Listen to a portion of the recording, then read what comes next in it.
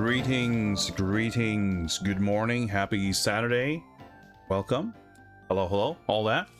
It's all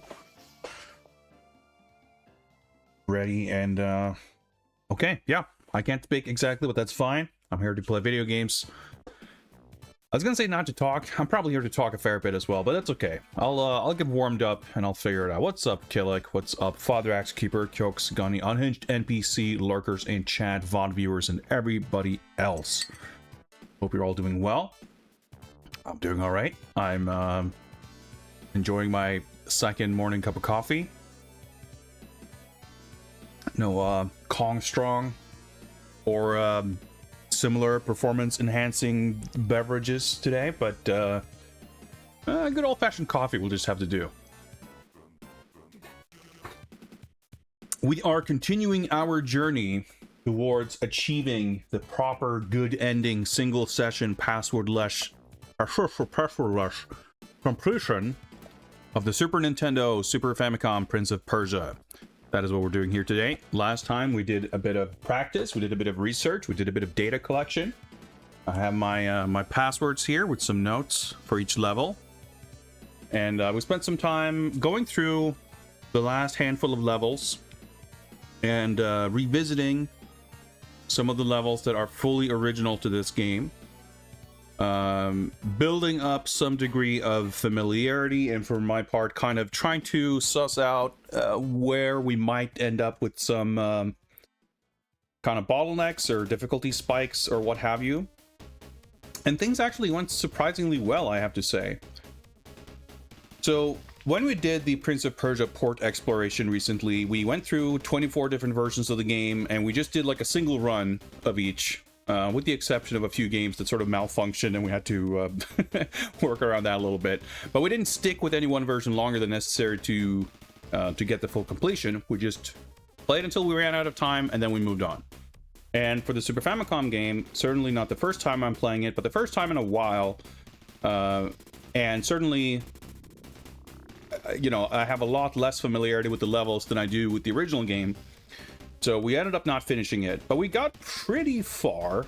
We time overed right at the beginning of level 16 out of 20. And for what's essentially well, I was going to say what's essentially a blind playthrough. That's not exactly accurate, I suppose, but for a unpracticed playthrough, for a full deep layer of Rust attempt, getting to level 16 is not too shabby. Now, trying to suss out, like, all right, how close are we to finishing the game?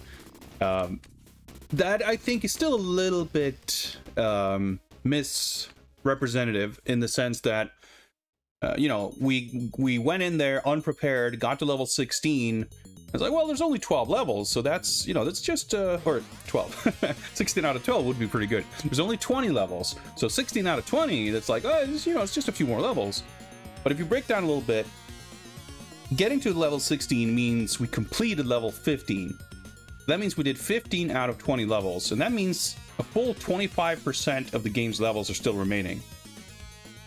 Now, level 17 is a boss fight. It's the shortest level in the game, most likely. So, you know, there's time to, not time to gain or time to save, but like that one's pretty quick. But the other remaining levels are probably the longest in the game. And at least in terms of figuring them out, level 20 is pretty evil. And when we did it yesterday, granted, we weren't in like full speed attempt mode. We were kind of in research mode. But when we did finish level 20, the completion time was at like 33 minutes or something. So in terms of like, I did a run, I got so and so far into the game, how much better can we expect to do on the subsequent attempt? Now, I'm confident that we'll do better than last time. In fact, when we played on the last stream, we started at like, I wanted to replay some levels, and we started at like level 10, I think. And I just kept going through, and by the time I got to level 16, I had 10 minutes on the timer. So on those levels, even just being not going super fast, I had saved about 10 minutes compared to the previous attempt, and that's promising. However, if we think about the fact that on my previous attempt, my previous full run attempt, I cleared level 15. Let's put it that way. Let's say I didn't get to 16. I cleared level 15. I ran out of time, and you have to think about, okay, so if we were going to clear level 20 in the same allotted time, it's not just a matter of how much more time would I need for those last 5 levels, but how much time is there to save in the previous 15? I'm sure it's very doable, but I haven't, like, because I've never done this before, I haven't done full run attempts, really. I haven't actually completed it, at least. I don't have a great internal clock sort of sense of timing for how long I should be taking on each. I mean, you can do simple mathematics, right? There's 20 levels. You have 120 minutes on the clock. That means you can afford an average of 6 minutes per level. And that's pretty short, because like in the original game, you have 60 minutes and there's 12 levels. But the levels in this game are longer and more difficult, and I think most levels you will complete. Like, if you do a deathless proper, like if you know the level and just go through it, it doesn't take 6 minutes to traverse a full level. But if you fuck up once, like, it's not that difficult to end up with a time of like 8 minutes or 9 minutes in some levels. And you would have to offset that with like 2-minute levels. I don't know, it sounds terrifying. But the game does thankfully keep record of your completion times. So, I mean, it doesn't save them, but for the purpose of a run, an attempt like this, it's actually perfect, because we can do an attempt and we can assess the time consumption for each level and adjust strategy accordingly. Because there's going to be some things to consider, not just like knowing the levels, doing the correct things, not fucking up in combat and whatever. The other big thing for me, I think, is the health extensions. There's a number of potions you can collect to increase your max HP, which is very helpful for combat, especially later in the game. But many of them you have to go out of your way a little bit to grab, and it's a time investment to go grab them. And I have not really charted very well which ones of these are going to be worth it. Some of them I feel that they most likely are not, but others I'm not so sure. I haven't mathed out like what I think is an appropriate amount of potions to get. Like in the original game, I think of it more as like I can do it more by instinct as I'm playing through the game. I can see what the clock's at, and if I'm, you know, buy a certain potion, I was like, yeah, I'll probably grab this one. And I'd say probably half of them at least are barely out of your way, so they're easy enough to grab. But in the Super Nintendo game, because the level designs are all different, I don't have that innate sense of how much time I need to invest to collect any of them. And it's hard to know how much I need and everything. There's a lot of different factors that means that I can't really apply my previous experience and knowledge. But yeah, so last time we didn't do any run attempts. We just did some research. So today, what I want to do is I want to basically pick up where we left off last time and just jump right into one proper full attempt. Armed with the knowledge that we gained over the previous attempt and the last stream's research, I'm curious, is that enough, or how close will we get to completion? I don't want to say that I think I'll beat it first try, but after last stream, I'm more convinced that it is a remote possibility. I would have thought, going into this whole endeavor, that this would take like 5 or 6 streams and many attempts. I figured it would take a lot of practice and research just to kind of learn the levels, and once I did learn the levels, it would still take a couple of attempts to actually do it. Now, that could be true, but I felt a more substantial rate of progression last time than I kind of expected. I felt by the end of last stream that, like, hey, I feel pretty ready to do attempts now. It's just that, what have you got there? A box? Each attempt is 2 hours, so I didn't want to do that right at the end of the, you know, where we were then. I figured we'll save this for next stream, and well, here we are. It is currently the next stream. We got some box art review requests. We'll get to those in a moment. In fact, let me get those links lined up. And we'll look at those in a couple of minutes. But yeah, so that's what we're doing here today. A full run, by nature of the game's clock, is at least 2 hours. You know, that doesn't account for cutscenes and other times where the game doesn't run the clock. Doesn't account for me pausing and chatting and going on bathroom breaks or whatever else. So more realistically, I think we could, like, let's say if I do 2 attempts, I would say that we're looking at a 5 to 6 hour stream. And that's going to be kind of the maximum of what I can deal with, most likely. So I want to start with 1 full attempt, and we'll see, depending on how that goes. I mean, we could finish it in 1 attempt. That'd be that'd be sweet. But presuming that we do not, I'll have to determine whether I want to spend more time doing practice or if I want to do a 2nd attempt right off the bat.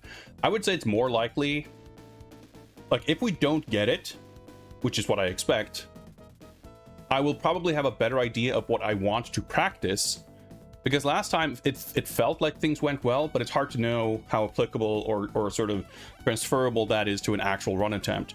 So doing a proper run attempt will sort of highlight or expose where the bottlenecks are. So I probably want to look a bit closer at those, such that the next time we're more ready for another kind of full attempt. And that's probably the sensible kind of approach to take to this, I would say. Before we move further, I do have a little bit of a news update, I guess. Some Beat 'em Up Watch news for those keeping track. We saw 2 new Beat 'em Up game releases yesterday, I think, or the other day, within the last day or 2. Underling Uprising and the early access release of Mad King Redemption both happened on the same day. I cannot for the life of me remember if I actually played Underling Uprising. I know that there was a demo for it, and I feel like I think I did, but I have absolutely no recollection of it. So I really can't say anything about it. Other than it's got like sort of a cartoony aesthetic, looks pretty polished aesthetically, but not really my jam in terms of the just the vibe and style of it. But I have no sense really for whether it's any good or not. If the demo's still available, I guess maybe I'll look at that at some point. Mad King Redemption is this like fantasy themed thing with like pixel art characters on 3D backgrounds that looks really weird because some aspects look pretty alright, but it's got this sort of stock asset vibe to it.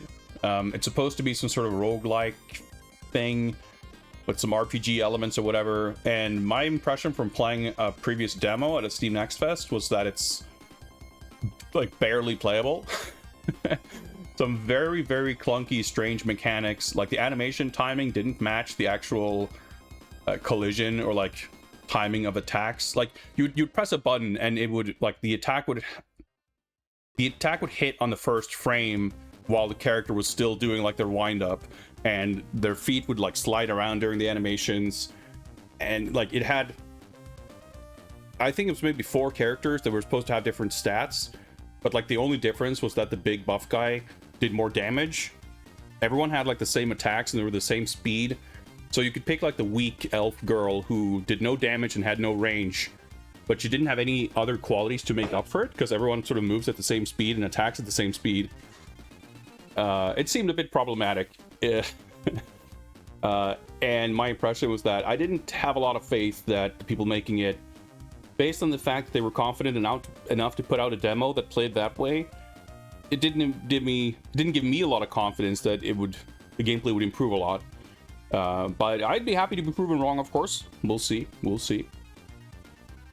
As always, if you are curious to stay up to date about upcoming side-scrolling beat-em-ups and related types of games, I'll post a link here in chat.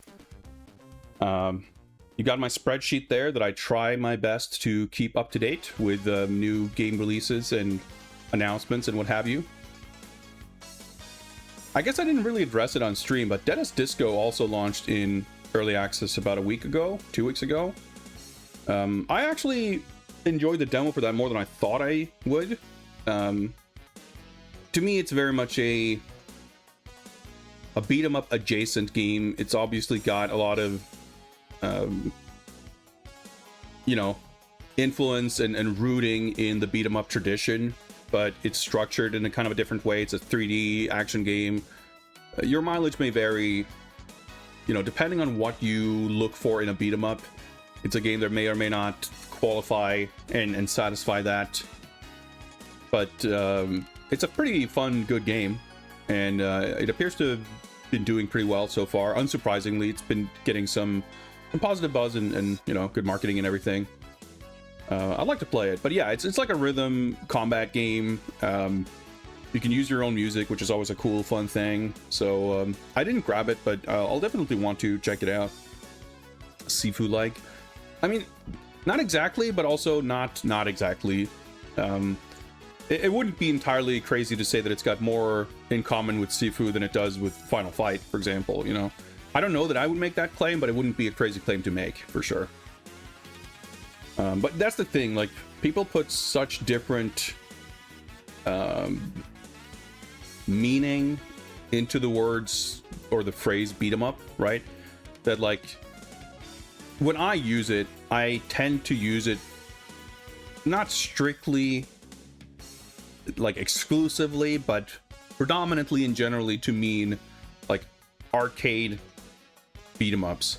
And it doesn't mean that they have to be on an arcade cabinet and, you pay by credit to play it, but something that's rooted in that tradition, something that it's rooted in that structure. Because once you start moving away to games that are like several hours long, meant to not be played in one sitting, it kind of transforms what the game is and how it plays. Like, there are games that mechanically, functionally are very conventional arcade beat 'em ups in gameplay mechanics, but just on account of being like 8 hours long, you approach them differently, and the game itself needs to have progression, saving, and it tends to introduce like a degree of non-linearity to the experience, and like all these things that I'm not saying it's better or worse, but it moves it away from, like, it cannot be the same thing as an actual arcade beat 'em up once you change those fundamental sort of pillars. What are my opinions on the XY plane requirement for a beat 'em up? Yeah, I mean, you can have edge cases there too. I don't think it has to play an exact way. I think the structure of the game is much more crucial to like the structure of the game, as well as the kind of emphasis and focus on like how the combat mechanics work. Like, Fighting Force is a 3D beat 'em up, and I think it's fair to say that there are 3D beat 'em ups that like just function a bit differently. I think from a design standpoint, there's a lot of benefit to keeping things on a like mostly 2D plane. And basically what I mean by that is like having characters only be able to face 2 directions as opposed to 8 directions or 4 directions or like 360 degrees. Because the interactions between characters and the mechanics of sort of crowd control and navigating a space and like figuring out where you are in relation to your opponents and how your attacks will reach, etc. Like, all those things are deeply affected by the introduction of additional facing directions. Now, that doesn't mean that I think adding facing directions makes it not a beat 'em up. I think, what's it called? Brute Force, the Leland arcade game. That's a beat 'em up. It's a fucking weird game, but it's a beat 'em up. I would classify what is it called? Avengers Hisho Buraiken, is that what it's called? The Capcom game. This is like a top-down vertical scrolling. I forget if it's a rotary joystick game, but it's like an 8-way Yeah, he's such. I always get him mixed up. His Shobudaiken is Dance Super in. It's like his Ryuko Super in Street Fighter Alpha, and Hisatsu Budaiken is the game. I always get them mixed up. Like, is that a beat 'em up? Yeah, it doesn't really. You know, it predates Final Fight. It doesn't play like that. It doesn't play like Double Dragon. But what other genre would you put it in? I think it's reasonable. And same thing for like Zombie Revenge or Fighting Force. They don't lock you to facing directions the same way, but that's that has its own set of implications, but that doesn't change the experience so fundamentally that it requires like a different genre label. And I think that's kind of the thing. It's not a matter of having a strict set of rules that a game needs to adhere to in order to qualify to be like worthy of being called a certain thing or have a certain label attached. I think it's more that once you change certain things, the experience ends up being so different that if you allow that entire range of different experiences to be labeled with the same label, then that label starts losing its meaning and significance. So that's why I think it's for me at least, and I know that this is going to be subjective, like genre label nerding is like it's a little bit of a cancer. I think it's being like gatekeepy and being like really annoying about what counts and doesn't, and being like, very dogmatic about how things need to be done. Like, I mean, I'm sure I come across that way with a lot of stuff, but that's not really my intent. It's more about trying to define and explain the things that I care about and what I think matters. And I think in some cases it's like helpful enough to just use a little bit of a distinction. Like, people talk about single plane beat 'em ups, like Spartan X or Vigilante or the Ninja Warriors, and like that's kind of where the line ends. Like, there aren't that many games like that, but they have enough in common with something like Final Fight, even if it predates it, that like it makes sense to put it in the same pocket, even though the same gameplay like strategies don't apply. King of Dragons, or maybe Ninja Combat, or I don't know, there's probably others like belt scrolling melee combat action games, where you don't have combos, you only have single attacks, and they don't mechanically function like Final Fight, but they still have a lot of the same concepts, and you approach them in a similar enough way that like it still makes sense to treat them at the same thing. Then you have like edge cases like Aliens, RoboCop 2, Destroyer from Jail, where it's like a belt scrolling game that mostly deals with shooting. And yeah, I think it's fair to call them, like, you could call them belt scrollers, but you wouldn't call them belt scrolling beat 'em ups necessarily, because you don't really, they don't feature, or at least predominantly don't feature melee combat.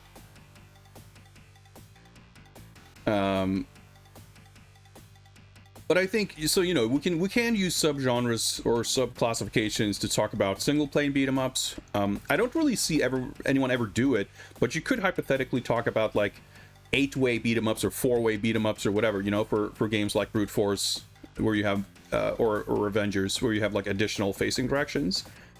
Maybe you would count Ikari 3 there as well, I don't know. And then, you got 3D beat-em-ups like Spike Out and Zombie Revenge. It's really like Sega did a couple of those for arcades, and like barely anyone else. Even Dynamite Deca, the first one, isn't, it's polygonal, but it plays fully. You can only face left or right. I forget if the sequel is like that, but the original certainly is. So Fighting Force, I would say it's definitely a console beat 'em up, because it's like console length. It's not fully structured like an arcade game. But it doesn't really deviate beyond that. Otherwise, I would still say completely it's a beat 'em up, because there's no better genre or label to put on it, in my opinion. And there's other edge cases in evolutionary strands, of course. But for me, again, where I think the structure really matters is that, like, once you started getting into something where the experience of playing the game, the the learning and pursuit of mastery that you engage with as a player, like the motivation for playing the game and what you can get out of playing it, changes fundamentally, which is why I never really subscribe to the idea that modern, well, I say modern action, melee action combat games from the last 20 to 30 years, there's many of them that people either just flat out consider beat 'em ups or say that like this is what beat 'em ups became. And they might be talking about Ninja Gaiden, they might be talking about God of War, they might be talking about Devil May Cry or Bayonetta or what have you. They might be talking about Yakuza. They might be talking about fucking Shenmue, I don't know. Like, they might be talking about Dynasty Warriors.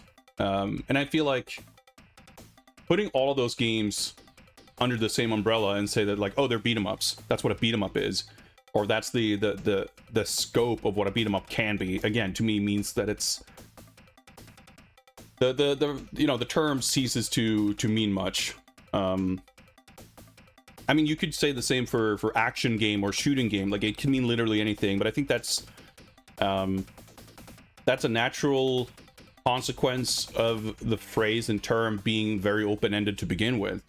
But beat 'em ups or belt scrollers or brawlers or what have you, like, they all, it's a term that was, or a set of terms, I guess, that were coined to collectively describe a pretty specific type of game. And I think you can absolutely say, obviously, Final Fight was a massively influential game that inspired not just other beat 'em ups, but like it informed melee combat in video games, period, pretty much. Like, every melee combat action game owes something to Final Fight, I feel like. But that doesn't mean that every game that takes lessons from it or applies its mechanics is of the same genre or the same type of game experience. So obviously a game like Ninja Gaiden or God of War or Devil May Cry or what have you takes something from that, but I think they also change enough things that it is a different experience. And for any of those games, the changes that they make, to me, are less about how the combat functions. You can have combat that is more or less directly like that. I mean, we can add something like Dragon's Crown to the mix, where obviously the moment-to-moment gameplay, the interaction that you as a player have with the game, is, in the grand scheme of things, kind of indistinguishable from a game like Dungeons and Dragons or Golden Axe or Final Fight or whatever. But the context in which you do it, which is this like 20, 30, 50 hour Diablo kind of grind, means that you're playing it very differently. So in my mind, that game, Dragon's Crown, to me is not a beat 'em up, because the aspects of a beat 'em up that I think are more central to the experience are strongly de-emphasized, if not non-existent. So in my mind, Dragon's Crown is like an action RPG, a Diablo-like, a loot grinder, whatever you want to call it, that has a combat system that is based on, like, it's got beat 'em up mechanics. I was greatly bemused when Like a Dragon 7 came out and people were like, oh, it's no longer a beat 'em up, it's an RPG. And I'm like, dude, the previous games weren't beat 'em ups. They had real-time melee combat, but they're not beat 'em ups, because they were also still like 20 to 200 hour RPGs with like 800 quests. Like, you just punch dudes with a punch button. Like, that's the extent of similarities. Like, Yakuza and Final Fight have nothing in common beyond like the thematic, the setting and the things that happened. Like, yes, you punch thugs on the street, but they're not like, you could make a spreadsheet simulator, statistics driven, whatever sort of game with the same concept. You could have tower defense games or whatever. I mean, Yakuza even have had mini games like that, right, where you like direct a gang to brawl in the streets or whatever. And obviously that such a different thing that you wouldn't ever call that a beat 'em up. And I feel the same way, like having real-time combat, even if it's very, very closely modeled after Final Fight or games of that ilk, doesn't in itself make it a beat 'em up. Like it applies beat 'em up ideas and concepts and mechanics, but it doesn't, to me, sort of satisfy enough of the conditions to comfortably place it in the same genre as like the games that fundamentally make up the beat 'em up genre. And I think there are certainly edge cases, but I wouldn't consider really anything.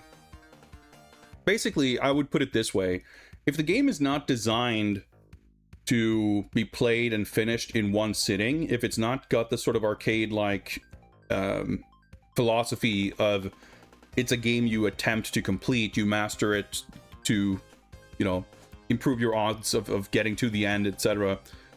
If it's not that, then the kind of the burden of proof is on the game itself to prove that it's a beat 'em up, I feel like, because you can have, you know, or at the very least, I guess we can call it like its own sort of sub genre, because like people would say obviously that Castle Crashers is a beat 'em up. You know, I don't necessarily have a counter argument to that, but I would say, okay, yeah, but it's a very different type of game. I guess we could call that, I don't know, like a 2000s, like 21st century console campaign beat 'em up or something. I feel like I need to coin a catchier term for it.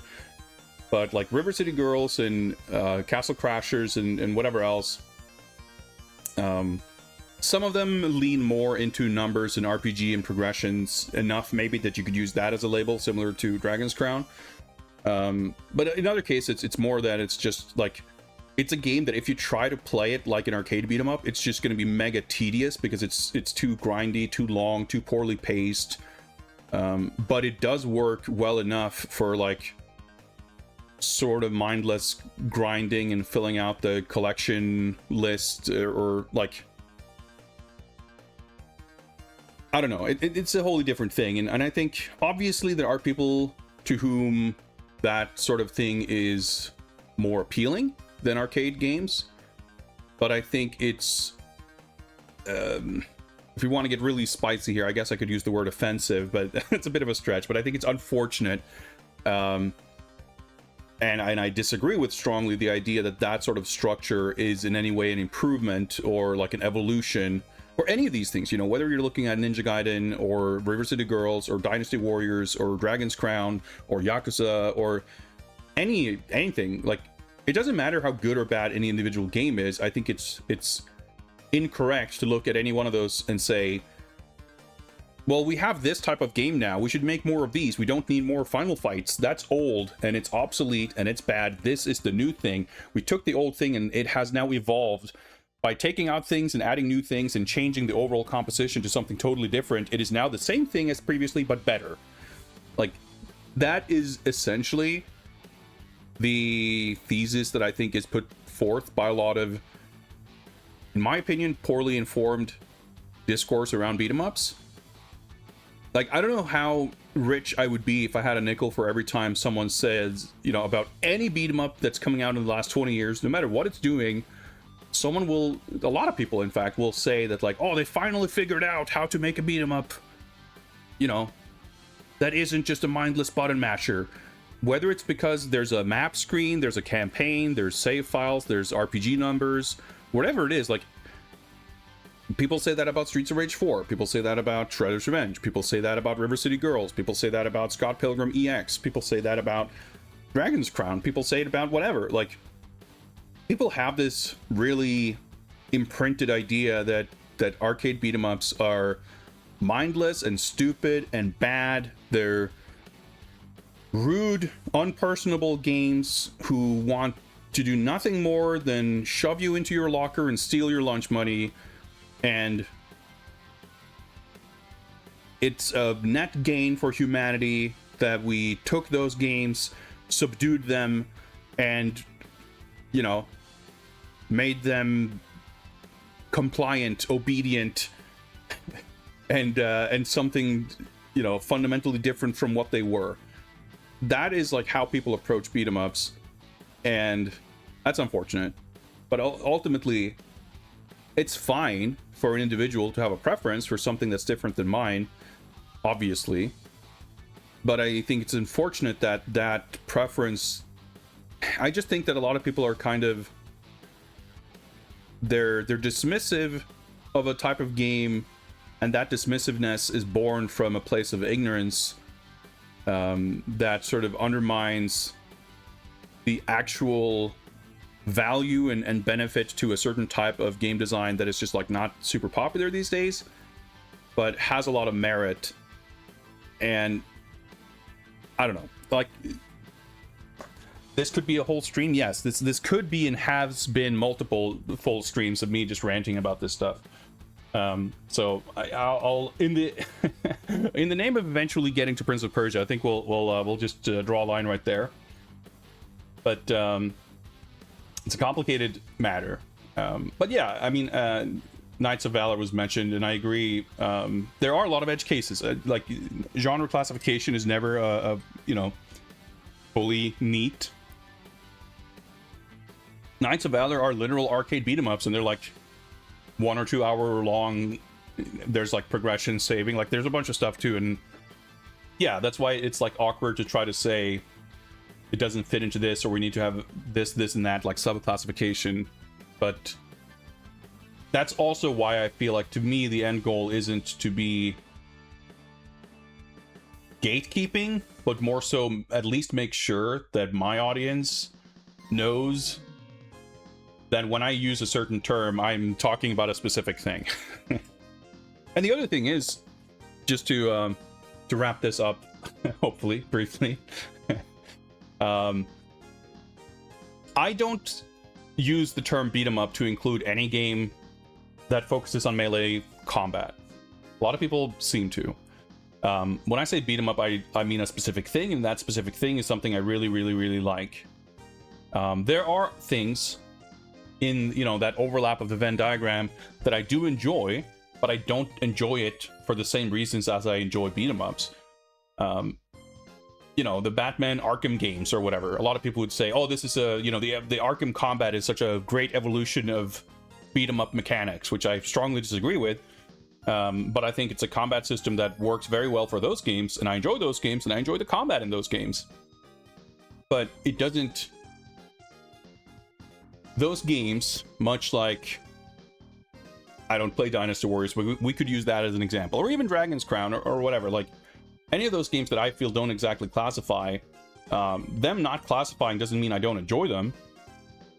But it means they don't fire off the same neurons as a beat 'em up. Like, they don't satisfy the same, you know, they don't scratch the same itch because they're a different thing. But they can have thematical overlap and mechanical overlap and structural overlap. I enjoy Sifu. I think it's cool, but I'm fine with calling it a beat 'em up, sort of in lack of a better label. But it is still a very different type of game than Final Fight.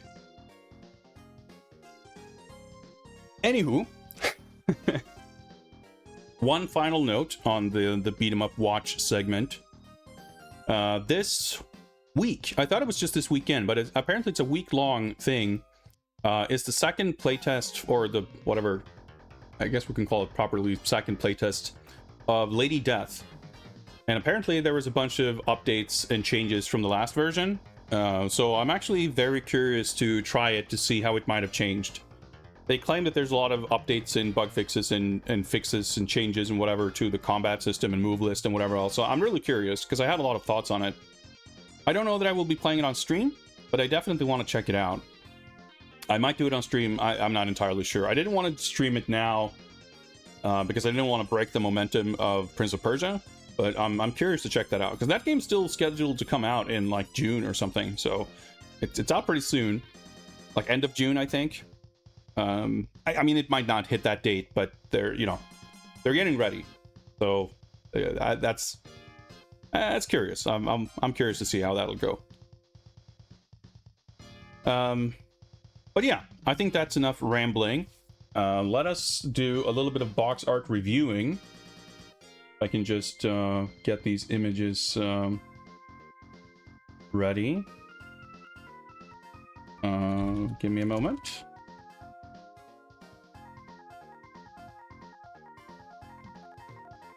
That one. There we go. So, if I can find the button here, there we go. There's the box art review scene. And let's first take a look at the box for Isolated Warrior. 1. Innovative 3D concept. 2. Dynamic diagonal scrolling. 3. Attack aliens using futuristic vehicles. A nice little bullet point list. Just splatted diagonally across the box. Very peculiar thing going on here with like the text over the top. NES boxes are just wild, man. There's no rhyme or reason or rules to any like layouts or designs or anything. Just a complete like, I don't know, it's a jumble of stuff. Not talking about the artwork or anything, of course, but just like the whole, I don't know, like if it wasn't for the fact that it looks analog, I feel like I wouldn't have been surprised to see something laid out like this in some weird like fan-made cover. Like, yeah, people wouldn't have the, you know, the aluminum foil text overlay and things like that. People wouldn't think to do that, but it's a bit of a chaotic mess. And like there's a signature on the art which is covered up by the seal of quality. Yeah, it's a bit messy and weird, but it has a certain charm that's of the kind of NES generation. Very Japanese artwork, of course, which is cool. Always nice to see that. I feel like there's a certain quality or a certain texture to non-American artwork of this era, because there's, I think, what I would describe as an earnestness. You know, the American covers and paintings aren't always like piss takes, but sometimes they are. Sometimes they are just stylistically so divorced from what they're supposed to represent. There's often a feeling, to me, I interpret it at least as a feeling of kind of not really giving a shit, and it's like it creates this feeling of maybe disrespect towards the source material, even if it's competently painted, just by having it being a totally different style and something weird. Like, it just, there's a feeling of kind of derision or you know, negative connotations anyway. Whereas something that's painted like this, I mean, the same is true for a lot of these like European Amiga boxes, where they might be, you know, crude and painted kind of awkwardly, but there's a sense of earnestness behind it that I think shines through, and I can greatly appreciate. And I feel that here for sure. I like this illustration. I think the creature designs are pretty sick. Like the Brain Lord monster in the back is pretty awesome. I think the action hero man is kind of, I don't know, pretty generic, but I think there's probably a lot of boxes for games very vaguely kind of like this on the NES that are less cool, less action-packed, more stupid looking than this. But it's still, I think, not exactly... how do I put it? I think the like the groupy texture on this thing in the foreground and the brain monster in the back, like those are details that are sick. I like those, but a lot of the rest of it is kind of what's cool and enjoyable about this is more the concepts and ideas that it represents, more so than the specific examples or execution of any of them. For me, this doesn't pass the poster test. You know, it would pass the back of the box text, I guess. But I feel like it's still there are qualities to this that I enjoy, but it's still kind of an unrefined enough example of it that I'm not like fully mesmerized by it. I like it, but I not, you know, I feel like it doesn't rise that far above that feeling. It's all right, you know, it's pretty decent, it's pretty fun. I like the attitude and vibes of it, but yeah, like this weird black cutoff, which I guess was done just to make the, well, I was about to say it was just to make the logo stand out, but probably the composition like of the painting was probably such that it wasn't tall enough to have full room for a title or something like that, so they had to do this cutoff, and this was kind of, you know, a little bit of a dynamic way to do it, to have the character sort of stick out above it and everything, and then you know, at least the logo is easy to read despite the foil. And as far as like the layout, Nintendo branding, stuff like that, yeah, it's a bit of obnoxious. I don't know why there's 2 licensed for play on the NES logos. That seems very strange, but yeah, a bit of a mess. Obviously the illustration is fine, and then everything else is pretty bad. But to me, it's still a little bit messy. I enjoy what it represents, but I couldn't in good conscience look at this and say that it's really great. Like it has, you know, individual peaks that reach 4-star territory for sure, but I think there are just as many, if not more, you know, valleys of, you know, firmly in the 2-star range. So to me, that's going to average out. What have you got there? A box? To 3 stars.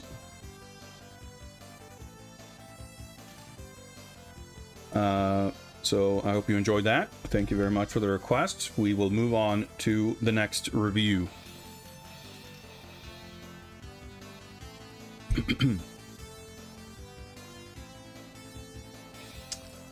And the next game we're going to look at is Neuromancer.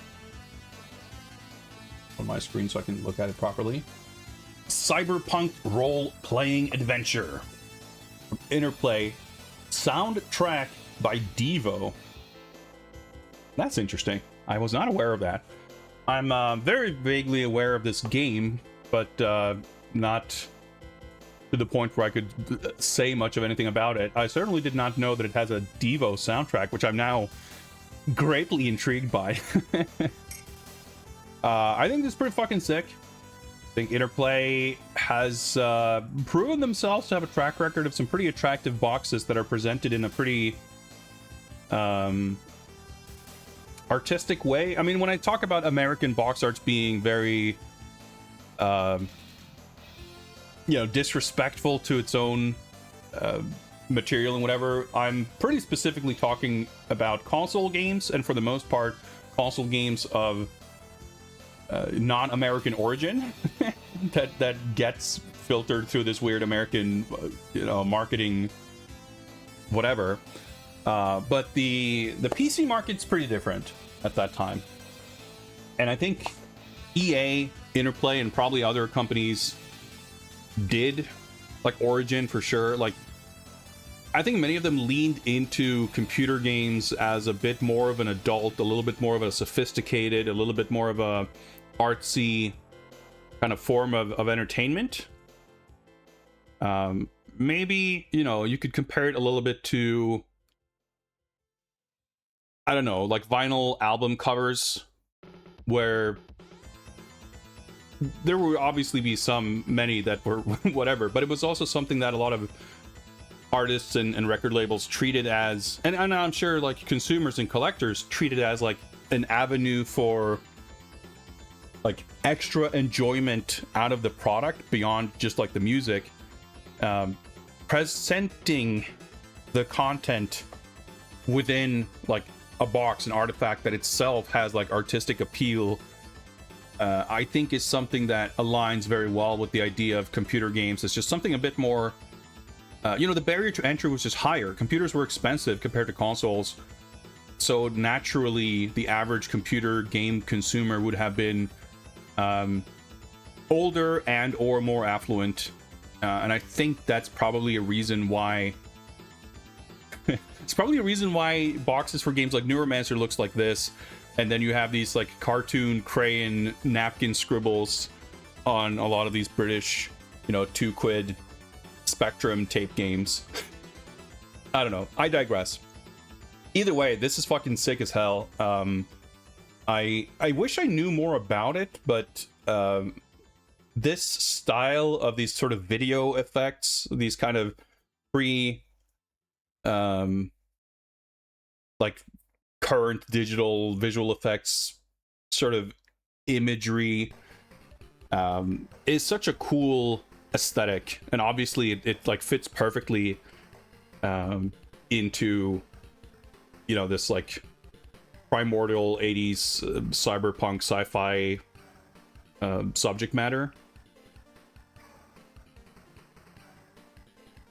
And I think it's really well executed, and it's fucking sick. I think this is awesome. And I think I want to say we saw the same thing on the Wasteland box, where like even the publisher label layout type stuff, the title treatment of the game, everything is like incorporated surprisingly tastefully. Even the like soundtrack by Devo thing doesn't feel super out of place. It doesn't feel like it detracts from the artwork, not only because it's placed over a pretty empty area of it, but it just feels like it fits. I don't know. This to me passes the poster test with flying colors, and like not just the illustration. Like for me, the illustration is completed by the unspeakable horror, the layout and the title and everything. Proxy Sin gifting some Skull Club memberships. Unspeakable horror. That's very generous. I appreciate that. Thank you very much, and welcome, new and returning members. I'll let Quan Chi do his thing while I sip on some more coffee.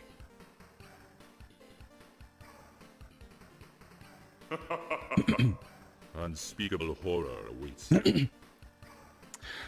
Yeah, Electro, for sure. There's like exceptions to everything, right? Unspeakable horror awaits you.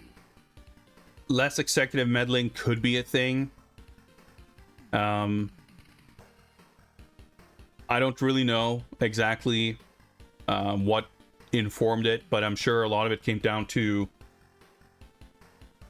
let's call it artistic decisions made by people not in charge of, or they were in charge, I guess, but they weren't artistic decisions made by non-artistic people, I guess, or non-artistic roles or positions within the organization. Anyway, this is fucking sick. I like it a lot. This is a 5-star box. This rules. Always thought it was taken from book cover. Seems like it's original for the game. I mean, it's sick enough that I wouldn't blame anyone for reusing it for a reissue of the book. It's very, very cool. I like it. Now let us finally, can I do this? Yeah, that works. Okay.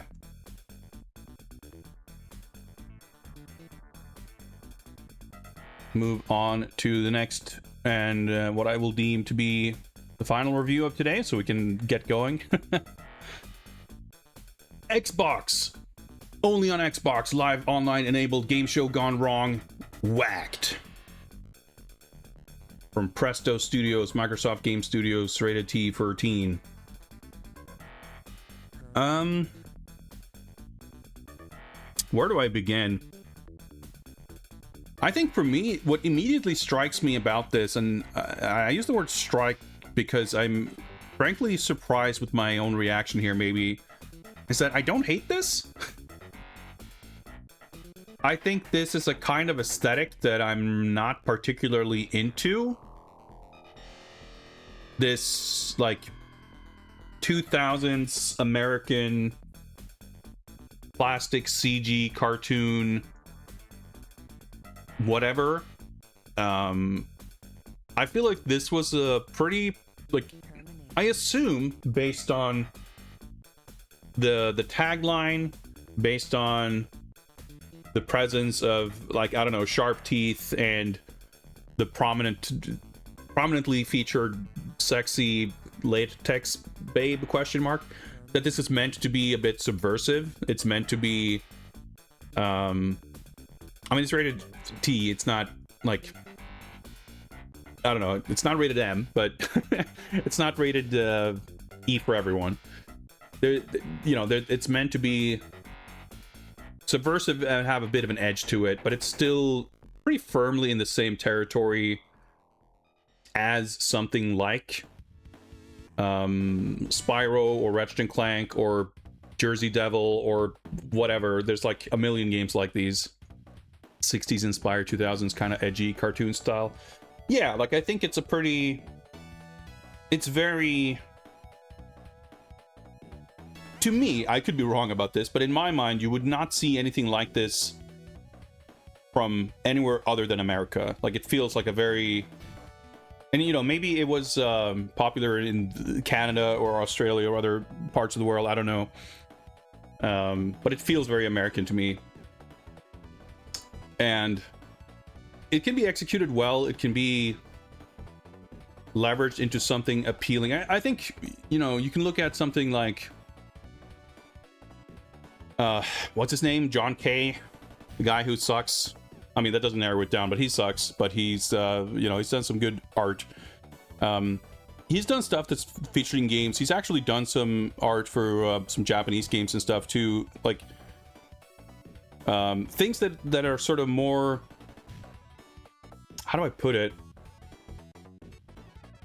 Or even, Doug TenNapel and Earthworm Jim and stuff, which definitely fits into the same general, umbrella.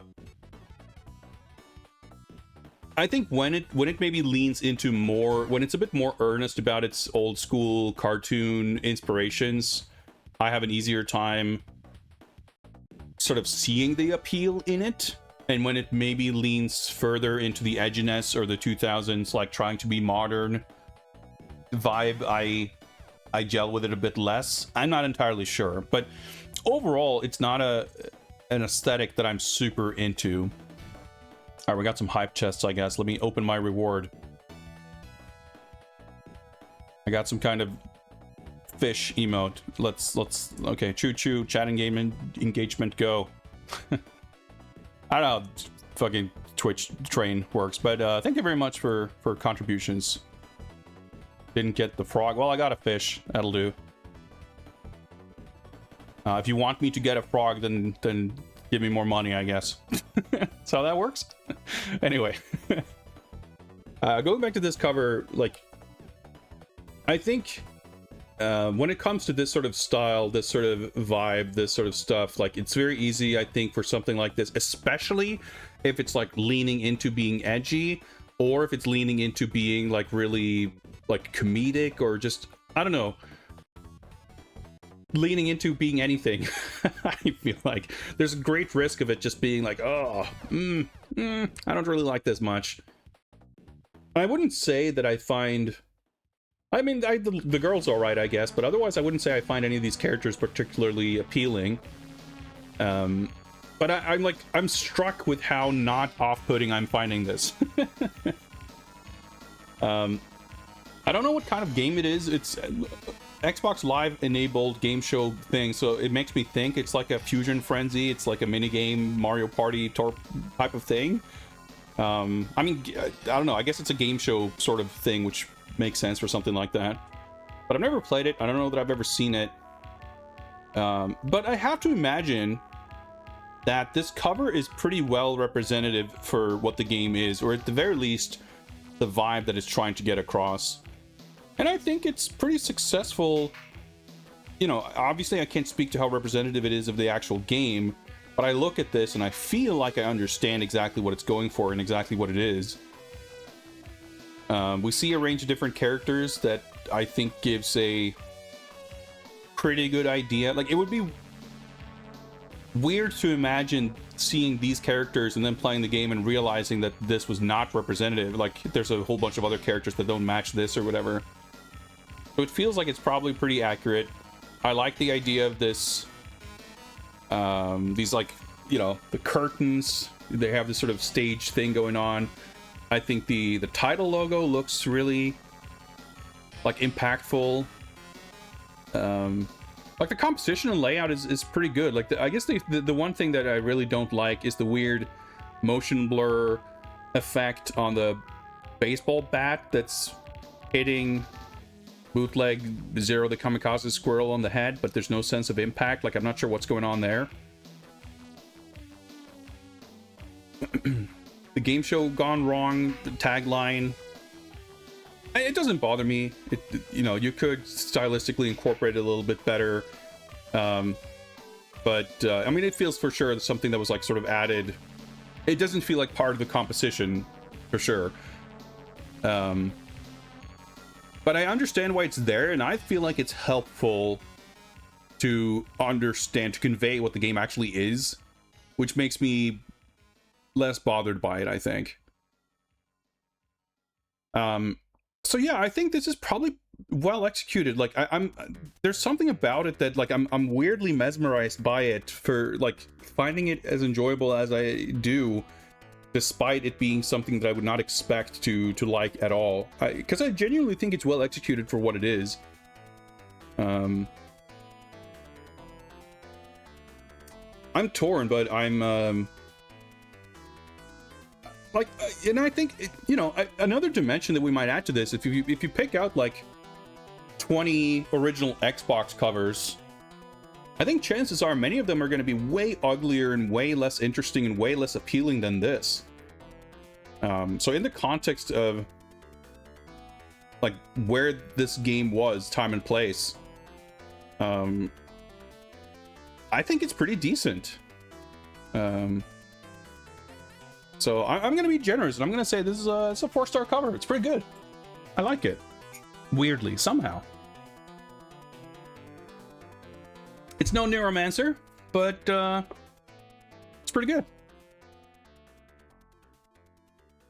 So, with box art reviews taken care of, with beat 'em up news and ramblings taken care of, let me just clear out the backlog there. I think we can advance to some Prince of Persia. Let me try to get that ready. Let's, I guess we can hop on over here. Fade out these jams. We can get the upscaler running. And load the profile. And we can see if the game boots up on the first attempt. Probably should. The cartridge should be properly seated. There we go.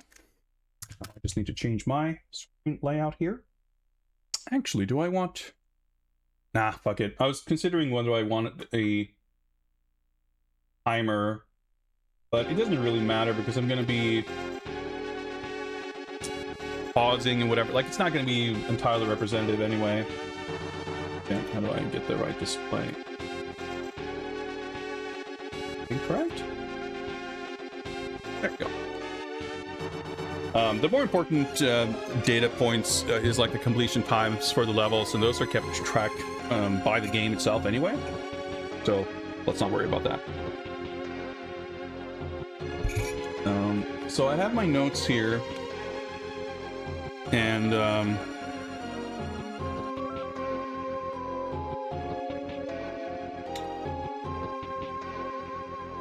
we'll see where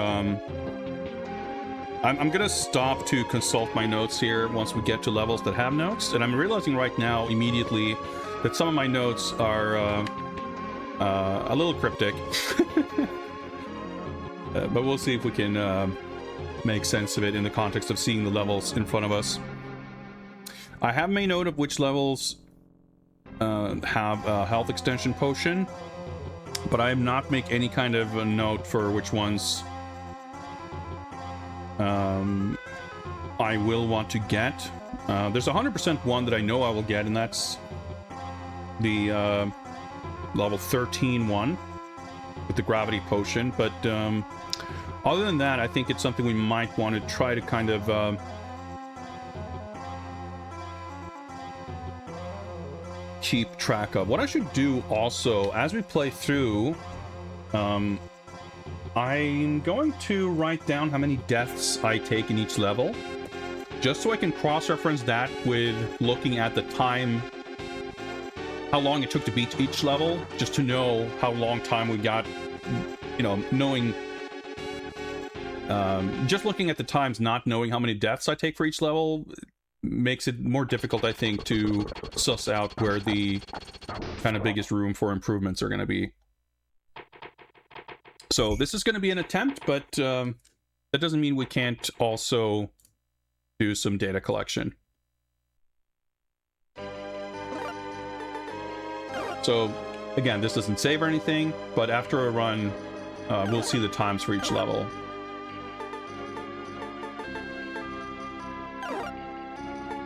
And let's do it. So level 1, pretty straightforward. An extra screen on top. And there's going to be a bunch of extra screens to grab the sword. But otherwise, it's one of the most like unchanged levels. E-Mini, welcome. Is this a childhood game for me? Not this version. Prince of Persia, just as a whole, is pretty much my favorite game of all time. But I don't know when I first... Oh, yeah, this screen's already pretty different. So this would be where the sword is, I think. Now we have to do this extra climb.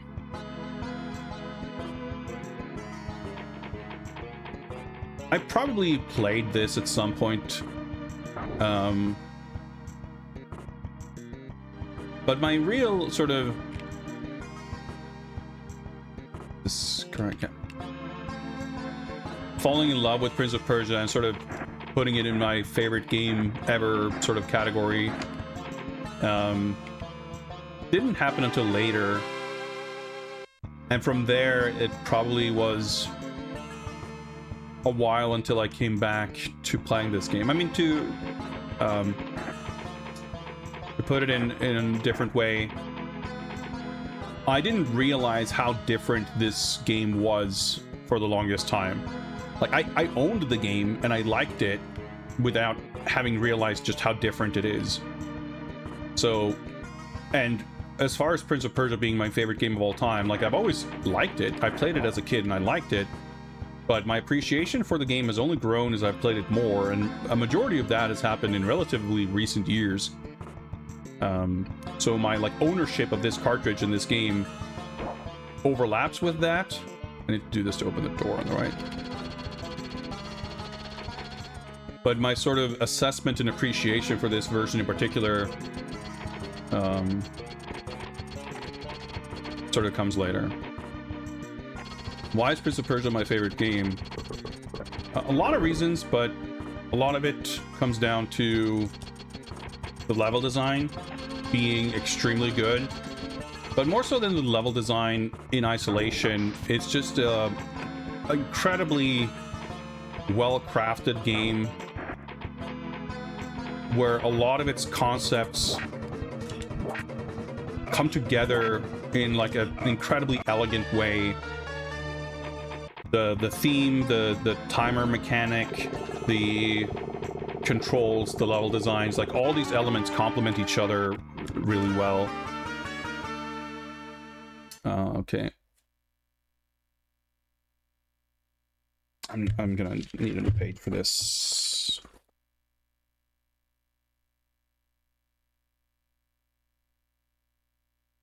$311.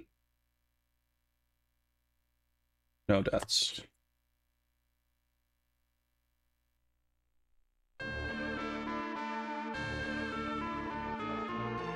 Like, it's a game that's so tremendously ahead of its time in so many ways, and it's so unique in that it's no other sort of follow-ups or sequels or inspired games really replicated all of its greatness. But this level, right up here, we can go up here, that's different. This one is, I think, also mostly similar to the original, but I think the health extension, let me double check that. I need to have 2 pages of my notebook visible at once here. There is a health extension on this level, according to my notes, which means presumably it's kind of where it was in the original game, and I should hopefully just find it. Because it's not really... You don't have to really go out of your way to get it in the original. Just like a single screen. Yeah, so far this is all kind of the same.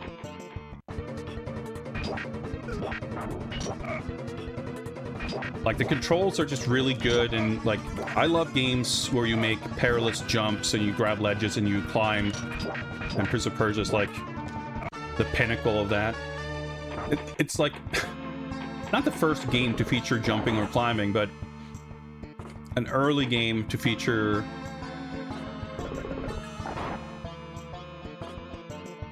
That looks like a big potion down there? So these screens are different, that's why I'm, like, making a weird face. Yeah, okay, so...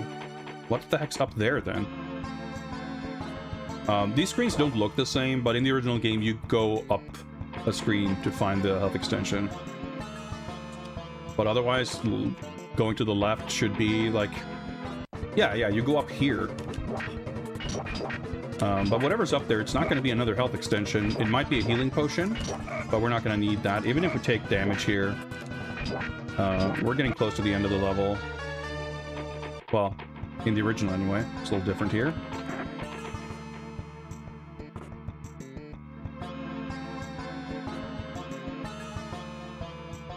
Although this should kind of take us to the exit. But the extra stuff there on the left has me a little tripped up.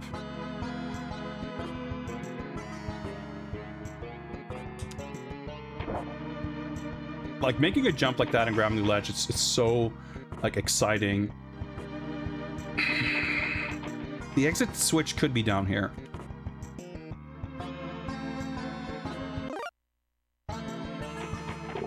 Yeah, that's the exit switch.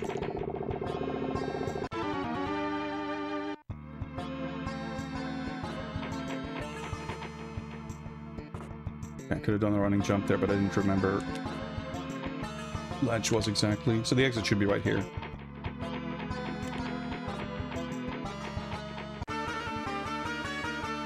A little bit of hesitation there to find the exit, but still faster than level 1. 0 deaths. So we, if we have a 6-minute average clock per level, we're buying ourselves a little bit of time here at least.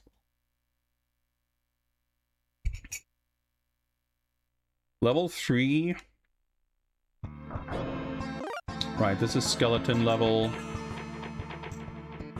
In the original, I would always skip this health extension because it's a bit out of your way and it's a bit time consuming to get.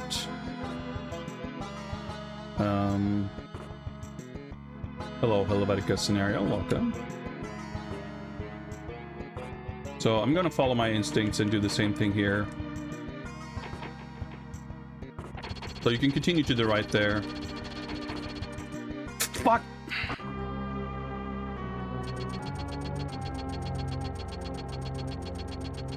I slipped. Greetings, Graphicus.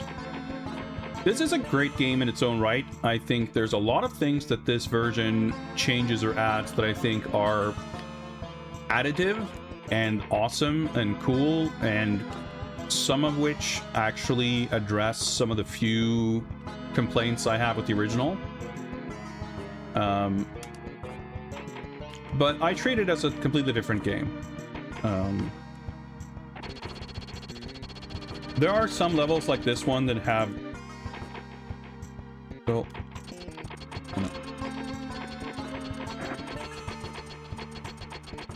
This is pretty tight, but you can make it there, yeah.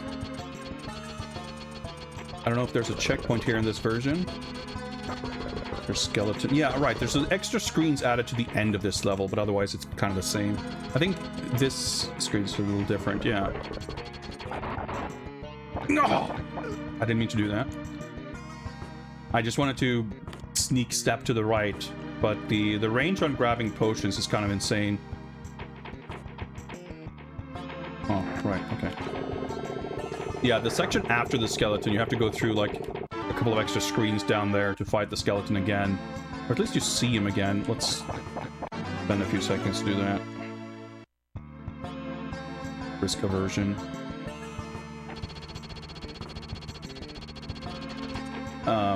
It's a very cool version of the game. But only a handful of levels are mostly the same. There isn't a single level in this game that is exactly the same as the original. And a good like half of the levels are completely original. It's much longer and much more difficult on account of every single change to any of the levels. Like, not a single level was made shorter or easier. Every level was made a little bit longer and or more difficult. I think he might... Yeah, he's like under a trap. We don't actually have to fight him again.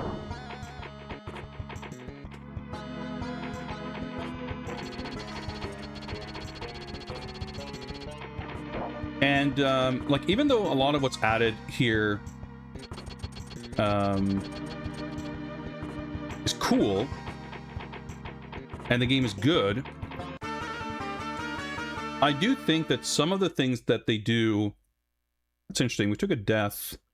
Not the most time-consuming death, but we still got 3 minutes 20.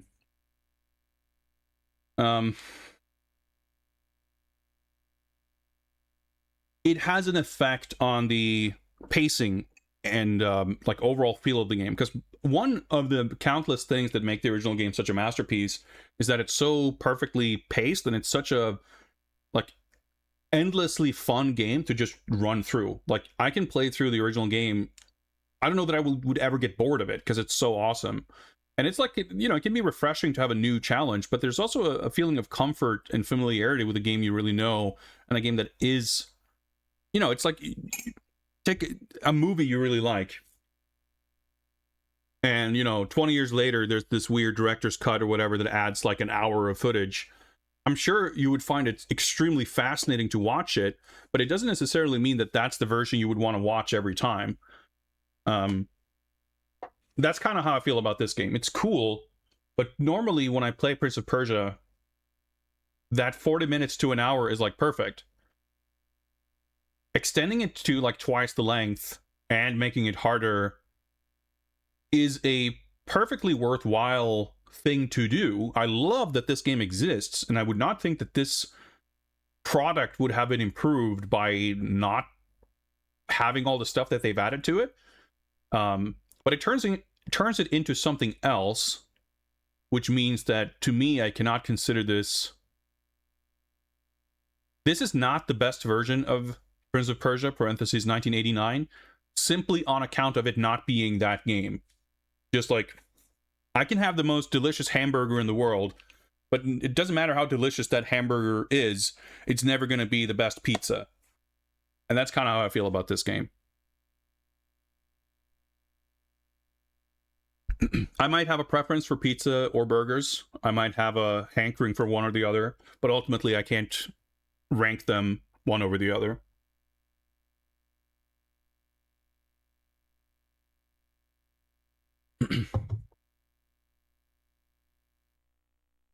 You can put burger toppings on a pizza, sure. You can put a beef patty in between two slices of pizza, but it doesn't really change the equation. So let me, for this, make note also of whether I grab the potion, I guess. So we skipped the one on level 3. Level 4, first palace level. It's already pretty different. You go left. Let's see if I... In my notes, I did not denote this as a completely original level. It looks pretty fucking completely original at this point, but I don't know why I couldn't grab that, but okay.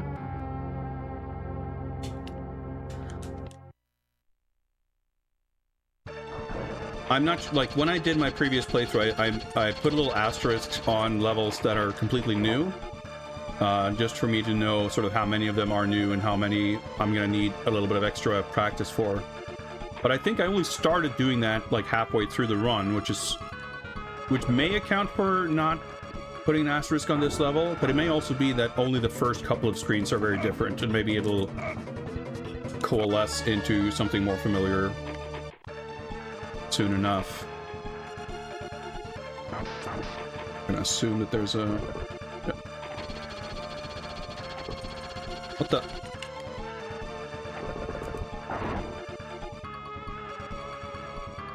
So that drops on a... What the heck? Do I go up here? Do I go up here?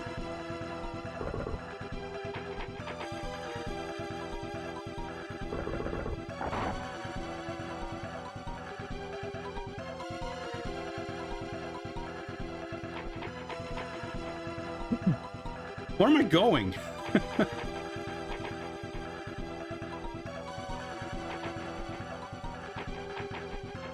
Here. Oh, no, that's... Oh, fuck.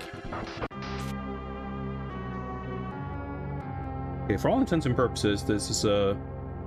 Which actually checks out, because I think that the math didn't add up for me in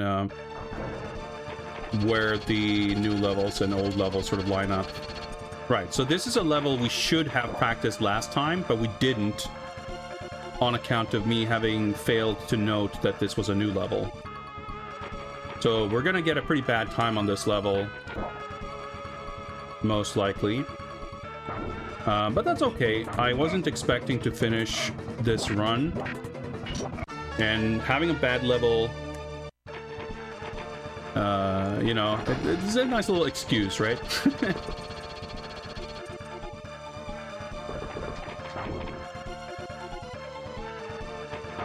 So we don't need to grab the extra health. Oh, these jumps are so sick to make when you cover a gap and land on a different level. So satisfying.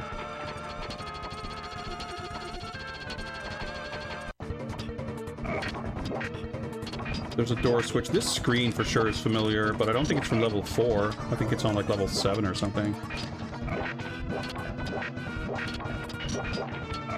If you get them up against the wall, you can just repeatedly attack and they're defenseless, basically.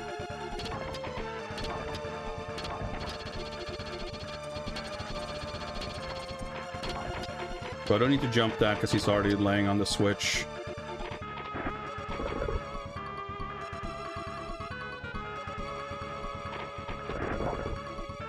The screens are pretty sick. I love that this version adds these like one-off kind of unique backgrounds. What's up, Marslit? Thank you very much. Doing pretty okay so far.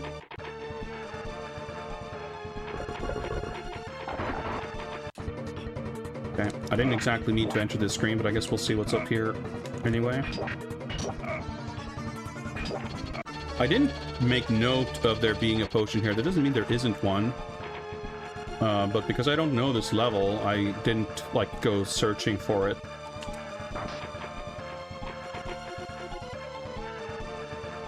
So you can tell from the look of that I can grab this, because you can tell the difference between like floor tiles and solid walls from the screen below.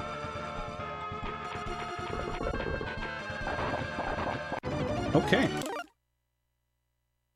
No, okay, I'm an idiot. I did actually write that there's a potion here. I misread. Shouldn't have. Okay, I could still die and lose this, but I'm too scared to try to drop down there. I think that might kill me. I didn't make note of what the screen looked like. I could have grabbed that, I think. So I can go down here now, because I dropped loose tiles on those spikes. So there could be something... But the thing is, I already got the max HP increase, and there's not going to be anything else. And I strongly, strongly doubt that this level would require me to go down there. I mean, I say strongly doubt because it's like you would never see that in a Jordan Mechner design level, but maybe in this game. Let's keep Aha! Well, maybe I... Okay, I was gonna say, let's go back and go up before that fight. But we can't, because that door's closed, so I guess we are going down here. Yeah, that's crazy. Especially so early in the game, that they would have such, like, weird, dastardly things.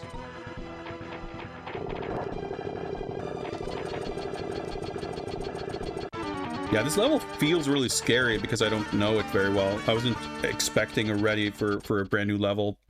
And as you can see, that made it take a little longer.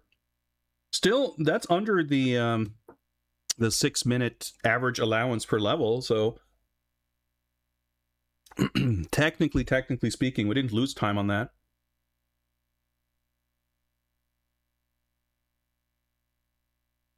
Yeah, you can kind of immediately tell the original levels in this game are much more... They have much more, like, branching paths, and like, they even the levels that are mostly the same, where they added new stuff, they often took a screen that was in the game, but they sort of added another exit to it by being able to go up or down. And, it's not like the levels in the original game are wholly linear. This is level 4 from the original. And according to my notes, there's no health extension here, which kind of makes sense because we just got one on the added level 4. That means we can... Because I think the screen where it is still there. I fucked that up.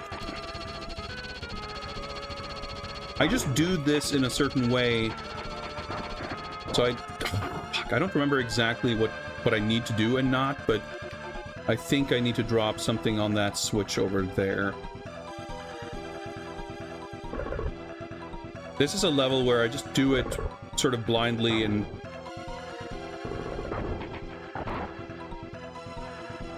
when it doesn't work... No, but that'll open that... I don't think I need to do this, but it's fine. Like, trying to figure out what I need to do and not is going to be more... Gonna take... Yeah, now I can't do... Oh, this is so weird. Like, that's going to be more time than just going ahead. But I think there's a healing potion up there instead of a max HP increase. But now surely I can't fight this guy.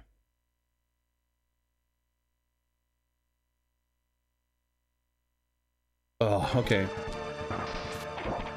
So this is a thing that happens in this game too, where it looks familiar enough, but then there's changes, and all of a sudden my previous institutional knowledge does not apply, and it makes me very confused because I don't, like... Let's take a quick look here. Because I know the route, I know what I need to do, but I don't necessarily memorize kind of each of the switches or whatever. So, can I... That opens that door. Ooh, that closed that door. Fuck, okay, hang on, let me just double check. And that's still closed.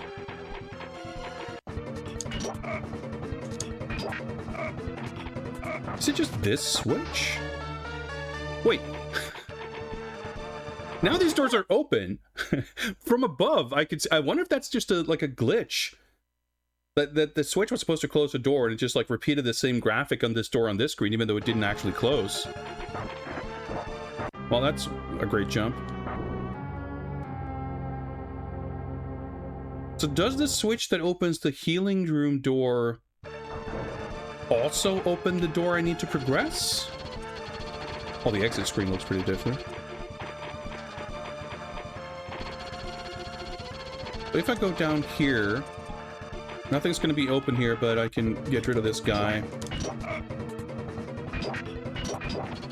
But yeah, taking the upper route doesn't actually help me, I guess, at all here.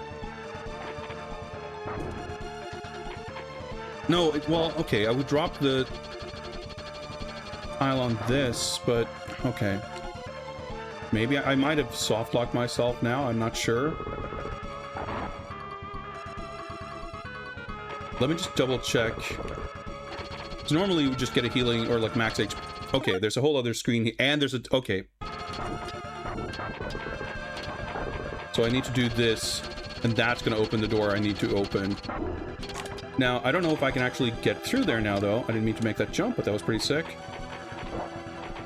Because this might be closed. Yep. So I need to drop the tile on top to keep these doors open. Because surely the top gate here is also going to be closed.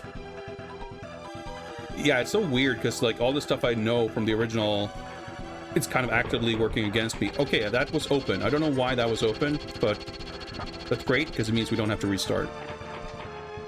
So I guess there was only one death. But still a little bit of a time-consuming research phase. But given that we played through like half the game last time, it's really only these stages. Like, we're on stage 5 now.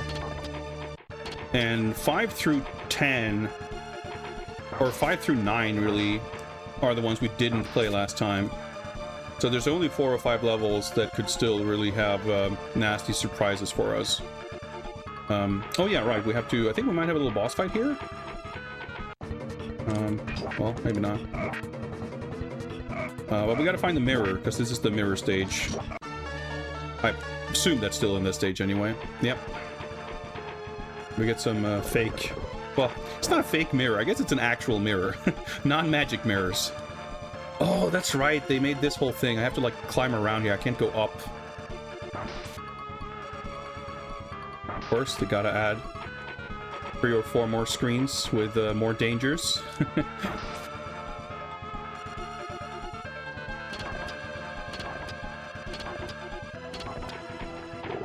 The exit switch.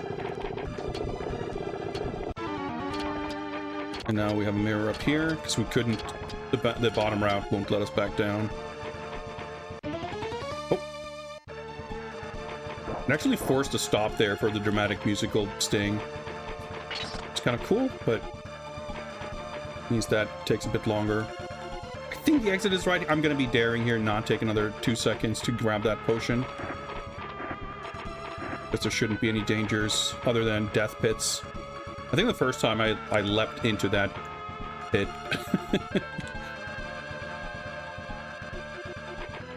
Okay.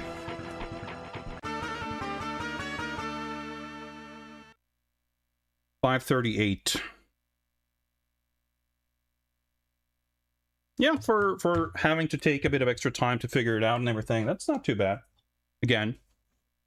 So it just said 100 minutes left right as we finished, right? So we have 15 levels left. Can't do the math.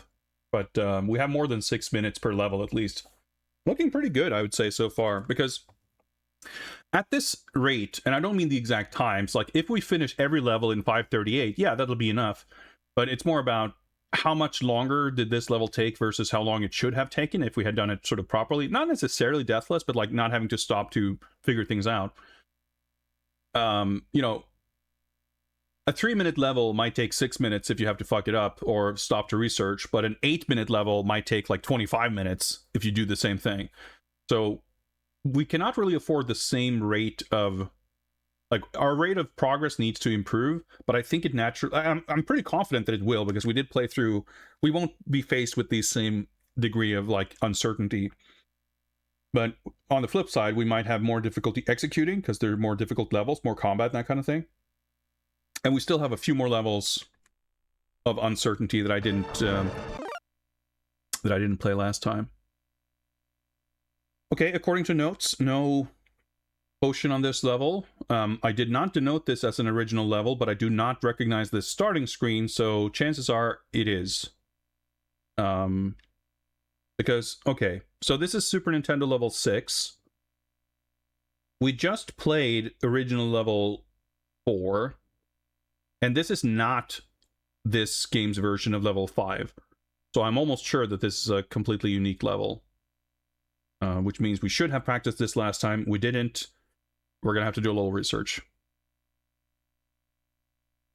Gonna have to set some time aside to take on this challenge. Yeah, that's kind of how I felt a little bit. Like, I love Prince of Persia, and I like this version. But I feel like there's a vast gap in my level of experience and comfort with this version compared to every other one, because I know the original levels quite well. So playing through any version of the original game that is like faithful to their level designs and everything, it's a very comfy game for me to play. I really enjoy it, but I can't have that same degree of comfiness with this game because it's just too unfamiliar. And I feel like I stand by my feelings that the length of the original game is really great, and this game being longer makes it a bit more exhausting in a way that I'm not as fond of. So I don't think I will ever like this game as much, but I also think that the more comfortable I get with it, the more I learn it, based on the fact that the original game for me is only becoming more fun the more I play it and the better I get at it, I think the same would be true for this game. So it's not inconceivable to me that I would reach a point where I have similar feelings towards this game, where I'm just that comfortable with it that it's fun to play through. Even if it's a fairly bigger sort of commitment.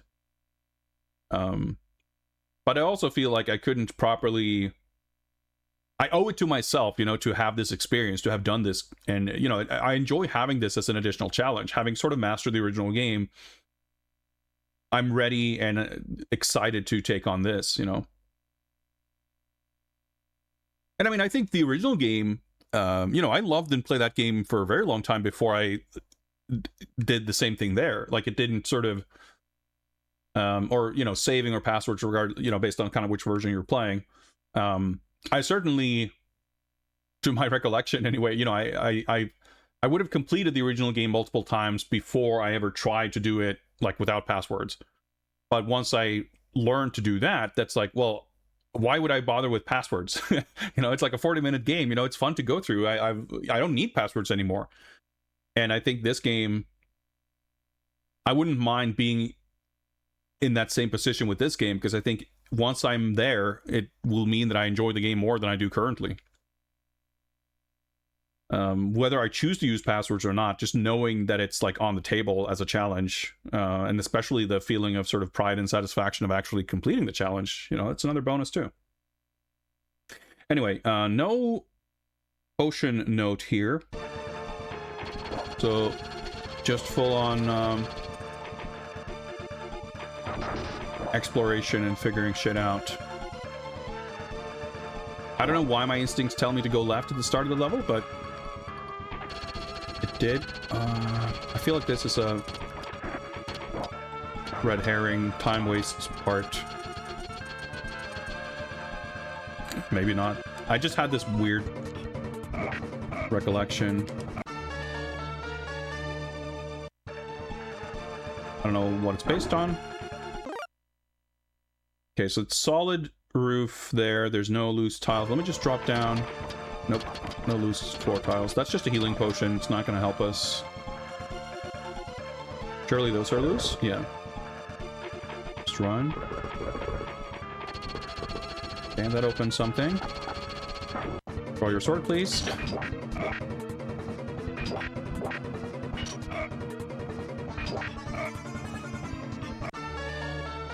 Guy's not putting up too much of a fight. Okay, I dropped tiles to open that gate to reach a switch over there, I guess. Okay.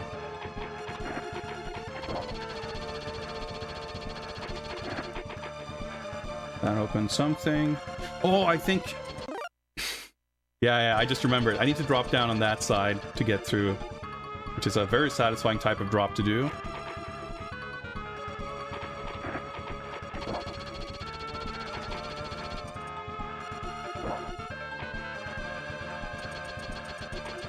Slide under here. That's one of the things I really love about this game. They added a lot of these little scenarios that force you to engage with mechanics and make certain types of jumps and whatnot that the original levels never demand of you. In fact, not only do they never demand it of you, they don't really give you the opportunity to do it. That's one thing for sure I like about this game. There's a lot of things I love about this game, honestly, but it's just not the original game. So it's kind of Prince of Persia, the real Prince of Persia 2.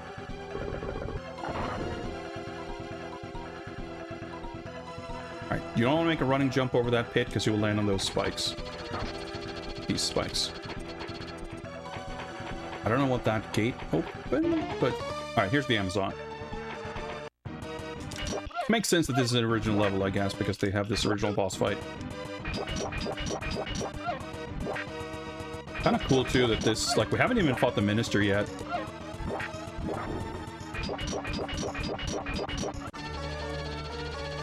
These boss fights, of course, are new. So that opens the gate, and I reckon the exit's probably here pretty soon. Those tiles? Nope. Yep. Okay, pretty short level. Who knows what lay, you know, to the right of that first screen? Maybe there was a healing potion there. 235, actually the shortest level so far. We're doing pretty great, I have to say. That was Deathless. So this should be the Minister boss fight level. Yeah, with the extra levels, we didn't even get to see any of these cutscenes yet either. Or Princess Interest. Oh, this is level 5. Shit, we didn't even get... Right. Level 9. Super Nintendo level 9 is OG level 6. Right.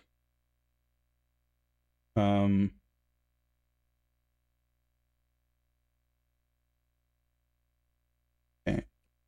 Note, but that's for level 8. Well, you know what? I kind of need to take a bathroom break. I've been streaming for almost 2 hours. I should learn to take breaks more frequently anyway. So since I'm paused here anyway, I'm going to take a break. I will be back very shortly with more Prince of Persia. I'm pretty excited. We're doing very well so far, but who knows how this will continue. The run's very much alive. We could actually do this, but let's not get our high... I can't even speak. I'm so excited. Let's not get our hopes up too high is what I was trying to say. Let's calm down. Let's relax a little bit. I might get more animated as we get further into this, which could be a problem, but so far so good. Anyway, I'll see you guys in a little bit.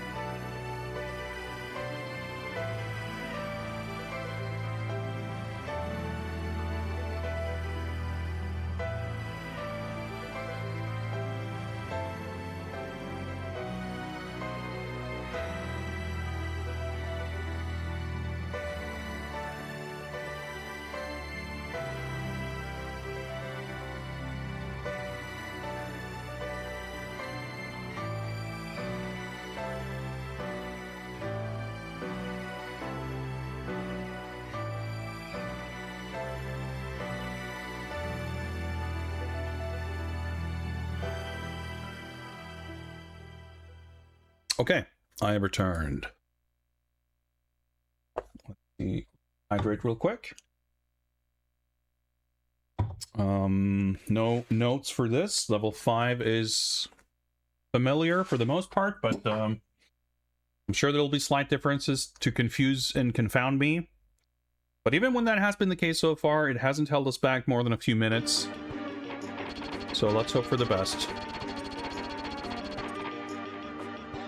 Of course, it's different. But we just have to take a little detour with some extra screens to get up, I reckon. There's a running jump there, but this is fine. So I guess I could go to the right. Oh, I remember this. I was gonna say I can go to the right up here. Well, okay, not here, I guess. There's a part where you can go get taunted by the shadow. That's completely needless, but might be mandatory in this version.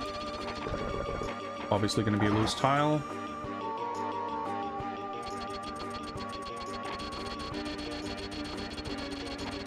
Turns out that that's what we're supposed to do. My instincts are working out. Okay, so let's jump across, drop down, and then go left.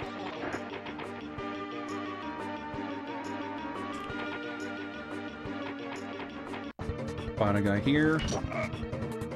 You don't really want to have them drop down the ledge because that gets awkward. Mr. Radon, Mr. Rating. Welcome, Mr. Raiders. Hope stream went well. We are embarking on the first proper attempt at Super Famicom Prince of Persia today, and we're actually doing quite well. Hello, you can do it. Thank you very much, Mr. Radon, for... I started talking, and then I got confused about which button does which. We've only completed 6 levels, but who knows what the controls are. I'm sure that's not going to be great for your faith in me doing this, but I just got flustered. Okay, we're good. I can do it. Thank you very much for 100 megabits. Appreciate it. Logging on with a friendly hydration reminder. I'm pretty good right now. I did just hydrate. Thank you. Good looking out. Right, okay. No loose tile shenanigans or anything here. The solid roof above our heads. Very satisfying jump to make. That tile looks loose. No, it's probably not, right? Because then I could just go up, but I have to go around. Not loose. And this level's pretty different. See, it's our friend gonna steal that potion? I reckon he is.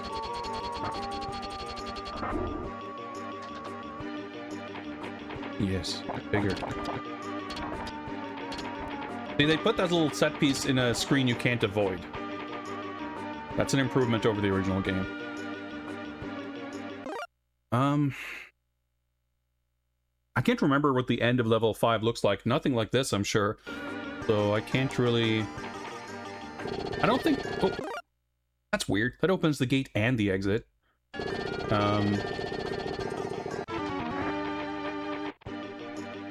Okay. I don't know if there's anything up there. Might have been a healing potion or something, which we obviously don't need. So we'll just leave. Like, because there's the health extension potion that the shadow steals, it seems unlikely to me that there would be a second one that you can actually get within the same level. But I don't know. I think we'll be mostly fine on health anyway. We're at 5 health, and there's going to be at least 2 or 3 that we're probably going to be able to grab without really going out of our way.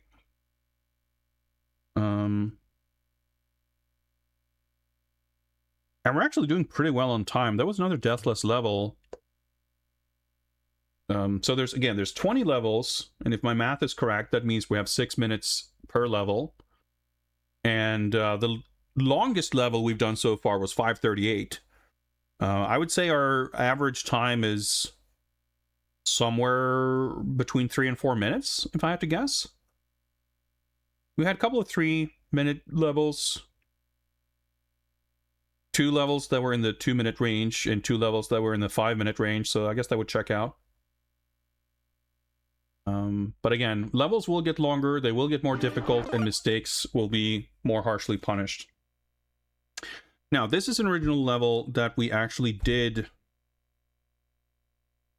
Let me just make a note that we did practice last time. I wrote a note here that says, switch opens door below, which I don't know what it means, but I hope that it will become clear. We can, however, 95 minutes left. I'm feeling good. So let's take, on our first life, let's grab the extra health. Because this is a little bit of a time investment. Less than a minute probably, but every minute counts. Is it less than a minute? I'm not actually sure. Oh, right. I thought there was a trap here, but just an illusory wall. Which is a brand new mechanic that does not exist in the original game. Not by design. You can clip through some walls, but it does not feature as like a level design element. So going left there is just to get that potion. This is where we're actually going. I need to do a running jump across, and then I need to do a standing jump to grab this ledge, I think, because there's like spikes down here, right? Yes.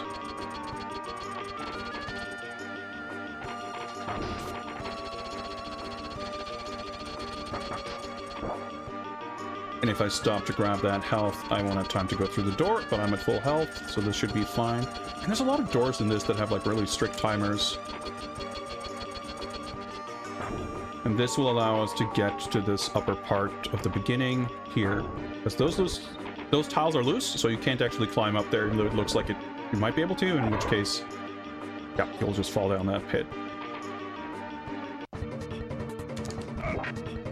Keep pushing him up against the wall, make our lives a little easier. There we go. Make his life a lot harder, more importantly. Right, gotta jump across there to...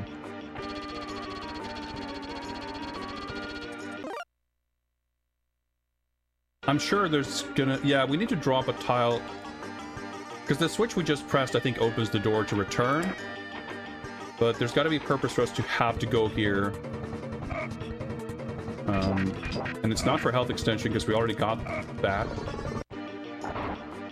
Okay, that kind of sucks, because now I gotta be a little careful not to fall down there. The opposite? It's the fucking opposite. We did this in the wrong order. Switch opens door below. I understand what my note means now. Fuck.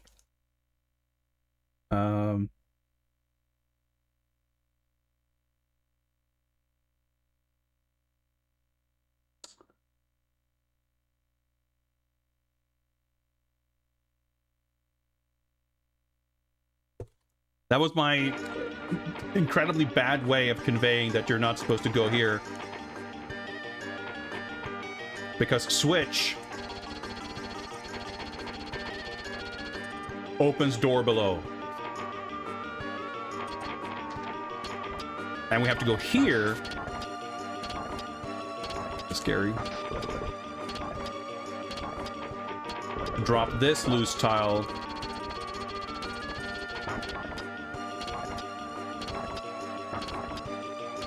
To keep the gate open up top. Okay, so that lost us a little bit of time, but it's okay. It's better than taking a death. We still have our extra HP.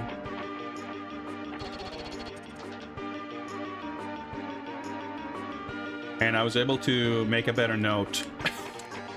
So if this run is not successful, can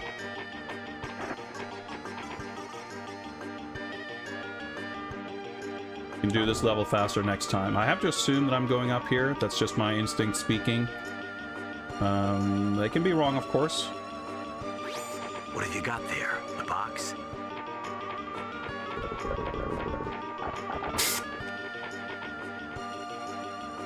Hello, Mike. I think I will probably refund that, but it depends a bit on how this run goes. I will not abort the run for a box art review. Well, I won't abort it for it, but I won't take a break from the run. So we might do it afterwards, but I might also forget or not want to do it for reasons, in which case I will refund you. Just a heads up. Probably the exit switch is not to the left. Also, I think we might have reviewed that previously. Alright, checking that was, whoa, not too bad a time loss.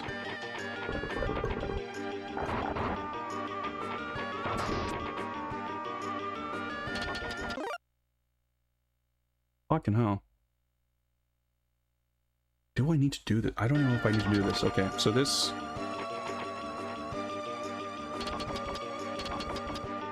Wait, what level is this? Level 8. I didn't practice this last time. Why did I think I did? I mean, I should have.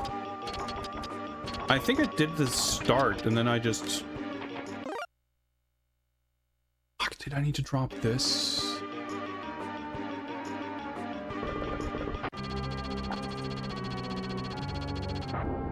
Yes, I need to drop that. Okay, so this is pretty bad. Because I invested a significant amount of time and then I died. So I'm going to skip the health this time.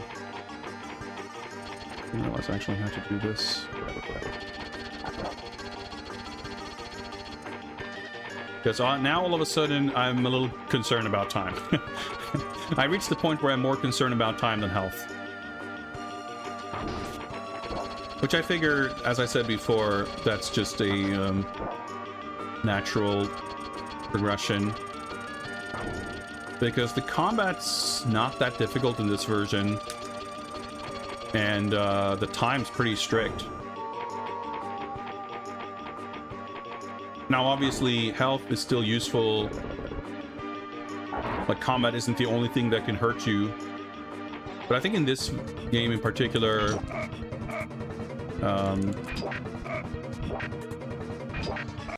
you're less likely to take damage and more likely to just die from things that sort of screw you over a bit. Is kind of my experience.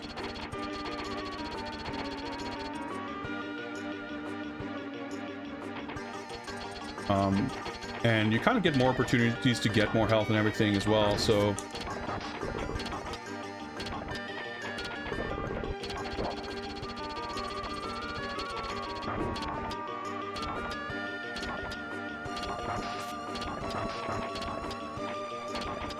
The health just isn't a massive concern. Switch opens door below. I remembered.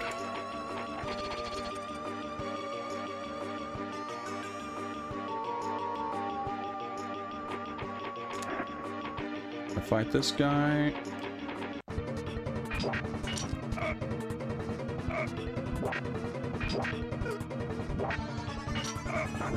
Pushing him down should be fine because we're not going to return here.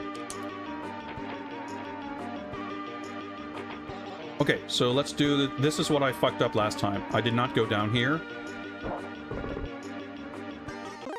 Can I? Yeah, I think I can just do this. I don't think taking the upper route is helpful. Forget how these screens all connect, but if you do this, I guess it's pretty smooth sailing. Yeah, because you get here anyway. Whoa, what the heck? I wanted to scoot under the door and I actually started climbing down. That caught me off guard. I wasn't in danger because you can safely climb down into a spike pit if there's no height but I was not expecting that to happen.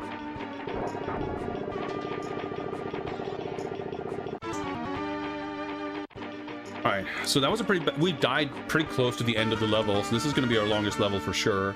But what is the time? 8:14, yeah.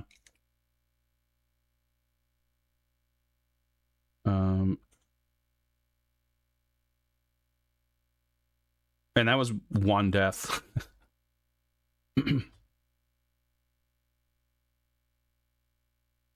Greetings, Sabletooth. Yeah, this is pretty much the greatest video game box art of all time. Goaty _ greetings. Music in this game is pretty alright. I like this track. I think it's fine, but some of the tracks are like a little bit annoying. Some of them are not. I don't know. I don't love the soundtrack, but it works well for the game. Oh, the fish box art? I see. Not quite on this game's level, but right, conveyor belt. So this is the this is the Minister boss fight level, which they just made kind of weird with all these extra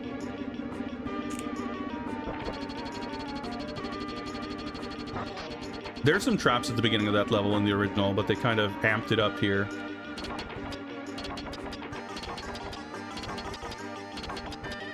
Almost fucked that up.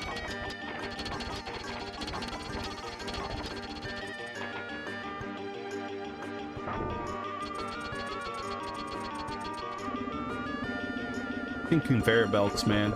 Well, I was ready.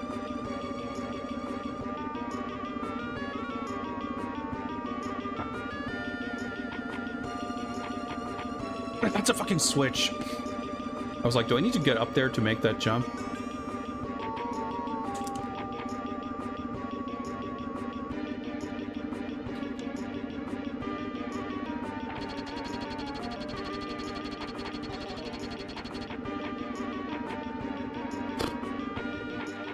So get into this like fancy carpeted area. Okay, just a dude. Surely we do fight the Minister, right?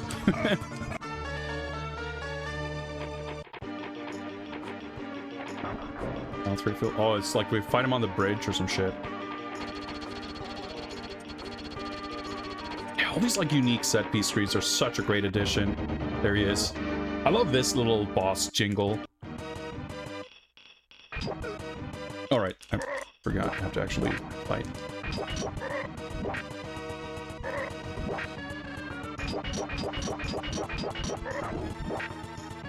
Fighting is so fun in this version. It's so smooth and responsive. The sound design of the combat's a bit weird.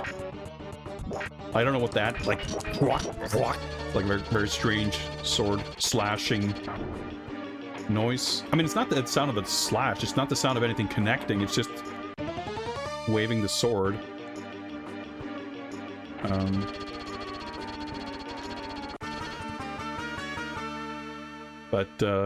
Yeah, it's kind of weird. Yep, that was still pretty quick. This level is certainly longer than in the original, but not so bad. Let me just make some notes here real quick.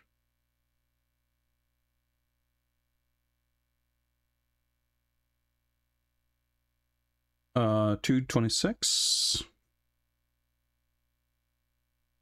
No deaths. So this level we did practice last time.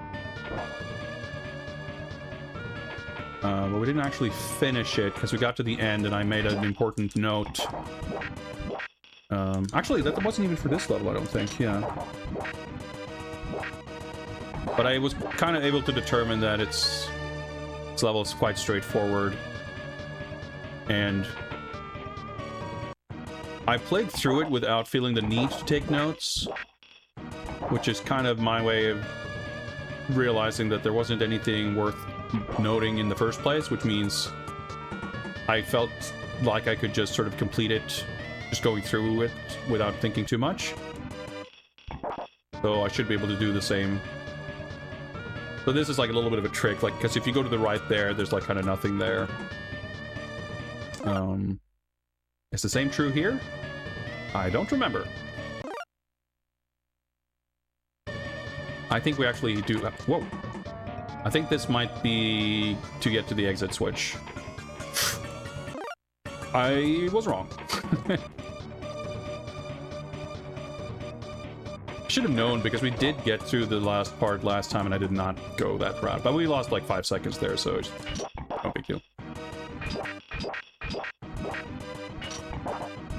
The blocking sound and like the skeleton getting hit, like a lot of the combat sounds are good, but that sound of you swinging the sword is just so strange. That sound of grabbing the ledge is so good. This guy, there's like a pit, like one tile into the next screen. So I'll knock him down without myself moving to the next screen.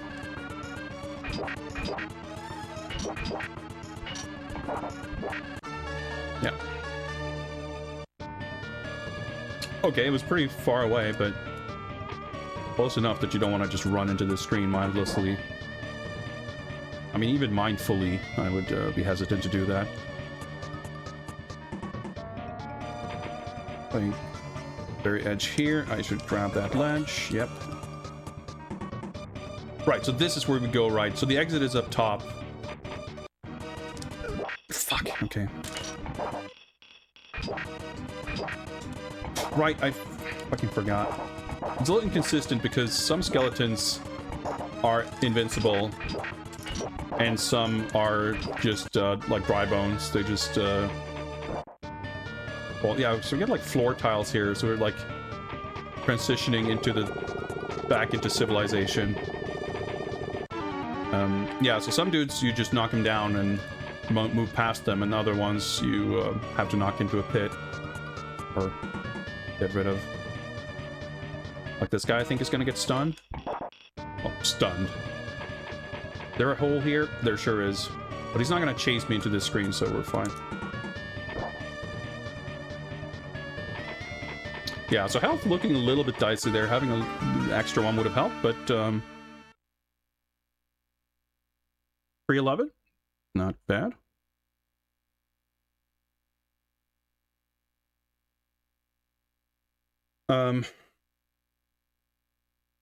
So that is technically the halfway point in terms of level count. And we have 80 minutes left. That's good, but not like... I'm not overly comfortable. Because most likely in the second half of the game, any time loss is going to be more expensive than in the first half. I mean, the simple math of it is, the longer a level is, the more expensive any time loss is. But of course, you know, you can still die in the first screen of a really long level and not lose much time. So it's really just losing... I mean, if you die at the first, or the final screen of like the first level, oh, that's 3 minutes lost, and that's not nothing. But in some of these longer levels, that could mean 6 minutes or 8 minutes lost, which... I mean, if we lose 8 minutes twice, we're like... that might be enough to not be able to finish the game. Because if we had 60 minutes here, you know, I don't trust that that would be enough. I don't know what the average level length is going to be like exactly in terms of time, which is why it's going to be really interesting to look at the times at the end here. I just realized I'm writing down the time for each level, even though the game keeps track of it, so I didn't really need to do that, but whatever. It's a permanent record of this run, I guess. Level 11, new level. There is a health potion on this level, which I think I would quite like to grab. I did not make any note as to where it is. I did not make any other kind of notes as to what this level entails. Did we play this level last time? I fucking don't remember. I think we did, and I think I just kind of instincted my way through it. Let's see how that goes this time. Already we have these kind of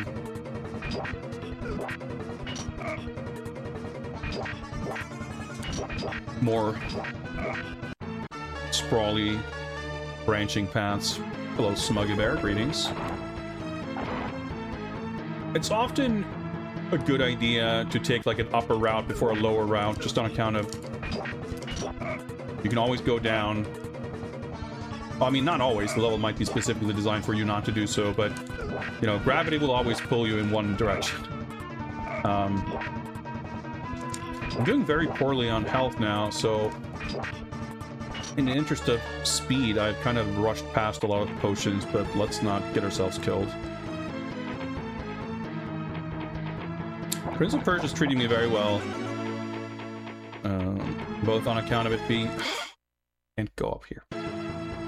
Of it being a great game, but also the run is actually going quite well.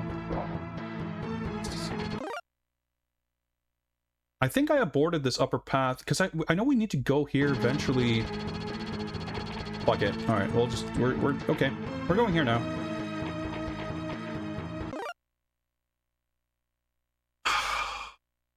Yeah, because I need to hit that switch and then go over to the right to drop down somewhere. Okay, we're in kind of explore mode now, which I'm not happy with. I might have had... Okay, let's... this to not die. I almost want to restart the level, because... this looks like we're gonna have to go here, so there might be like a loose tile and a switch situation. I'm worried that we need to drop that tile, I know that, but can I get there from here is the question. I forget what it actually helps achieve.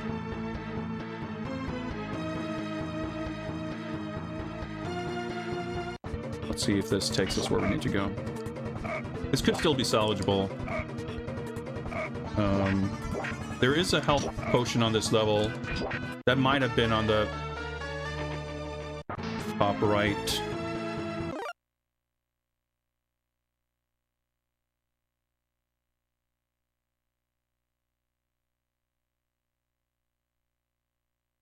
I need to go down here, which I cannot do safely on this screen. To go down there. And we'll see. That's the scariest thing about like not having the levels memorized. Not having a sense of whether I'm like safe or not. Okay.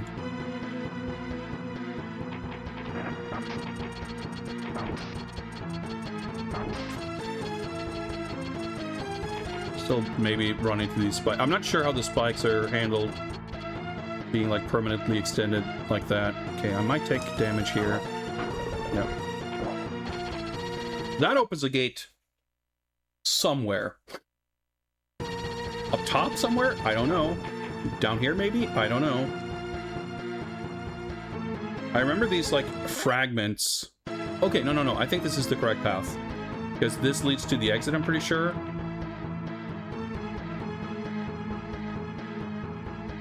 So yeah, the uppermost path, yeah, that's the gate that's kept open by that dropping that tile.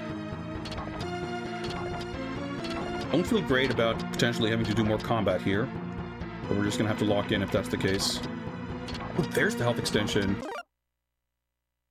But I probably would have needed to do something at the very... because I know that I was going sort of on a path that I just sort of aborted, not realizing I could have... well, whatever. And that could easily have led to some sort of switch keeping that gate open. Alright, fire traps.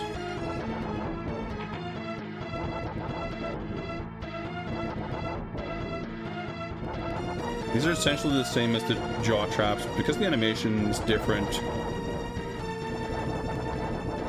it feels a little different, and I can't move through them with quite the same confidence. So I'm gonna have to go a little slower. The variable frame rate and game speed is helpful.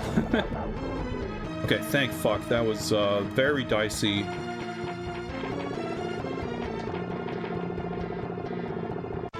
But luckily,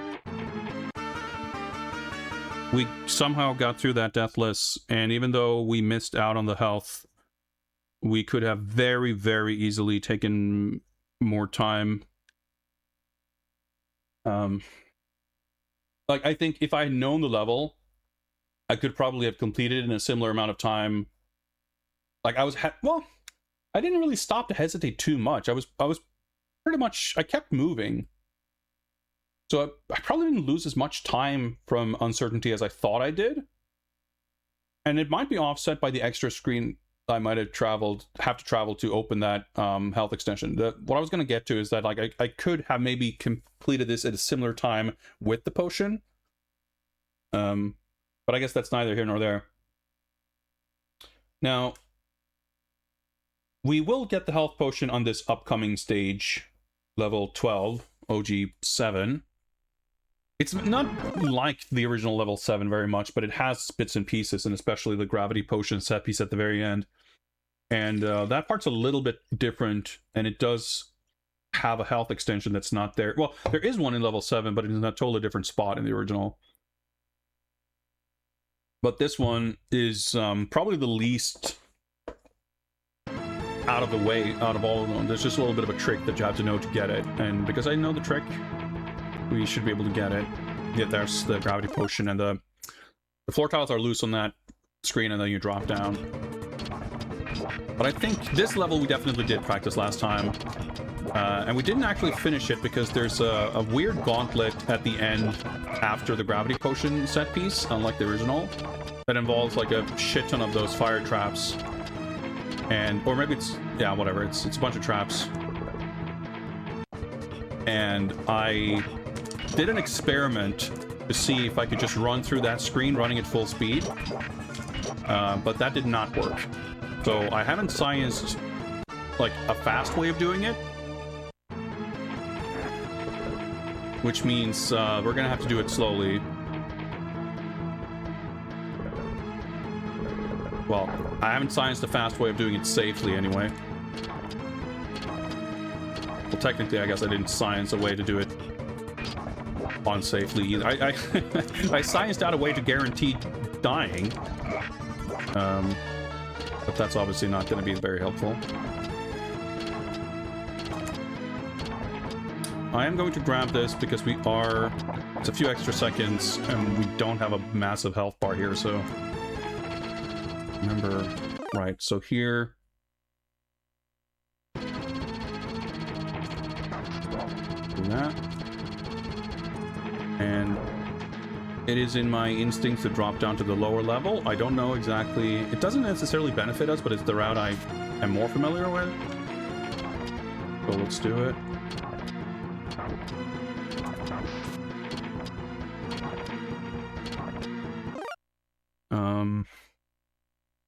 Do a running jump here and then climb up.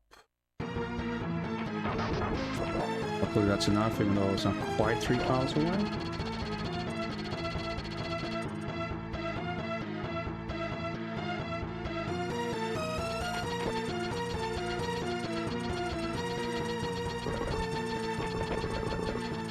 Safe there, right. And then I was above there before, right? So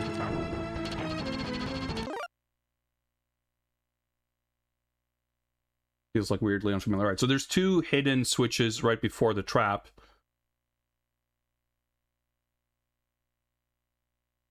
Okay, I think... oh, fuck. I didn't take a note on this, so this is probably the first thing I tried. Did I?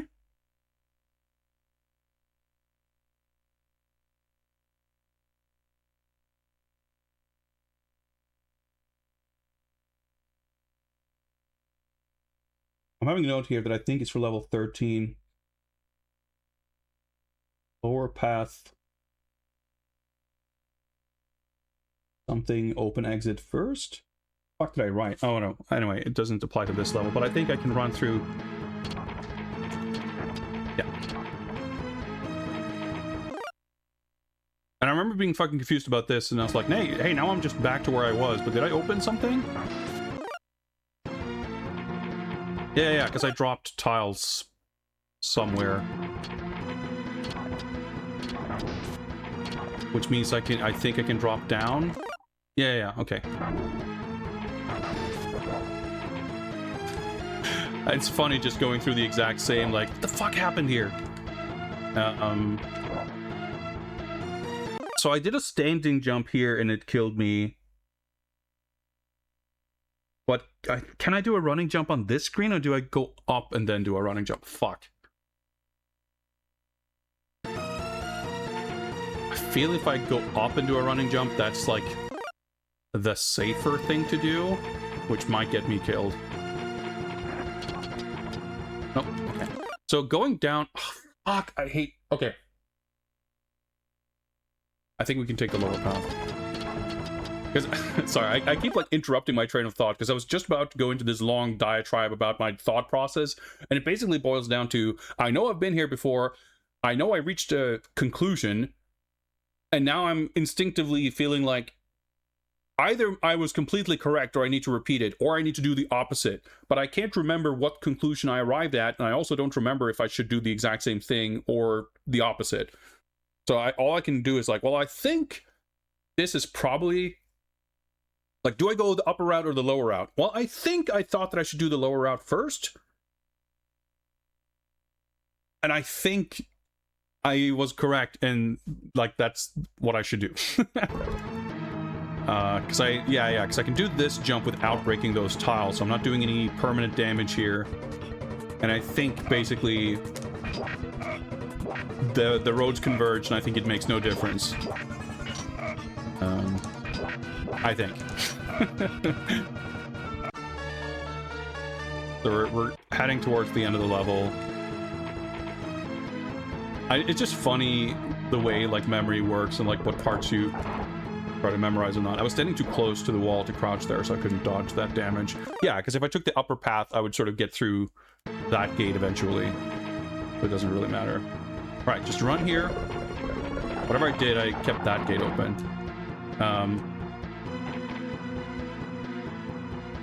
Alright, so I gotta drink this and be a little quick here.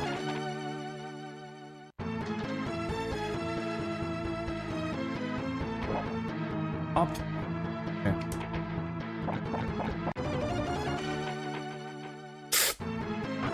Oh, okay.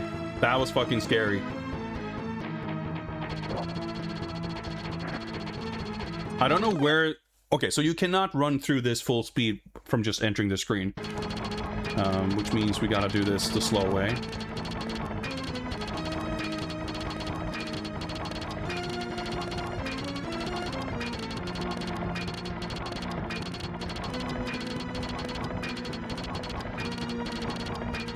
You could probably run starting at some point here, but because I didn't science it out, we're doing it this way. And there's a fucking skeleton boss here. They added a lot to like this actually has it starts differently, but otherwise it is actually not too dissimilar from the original level 7. But then they add all this extra shit at the end. I mean, it's exciting, but it's pretty funny when you're like, oh yeah, we should be at the end here. It's like, fuck, there's this big trap room. Oh, well, that should be it. Oh, there's the fuck, there's some golden skeleton we have to fight. It's this whole ordeal. But we did it. 458. And we got our much coveted health extension. So we're not like super loaded on health. But we got the one from level 12.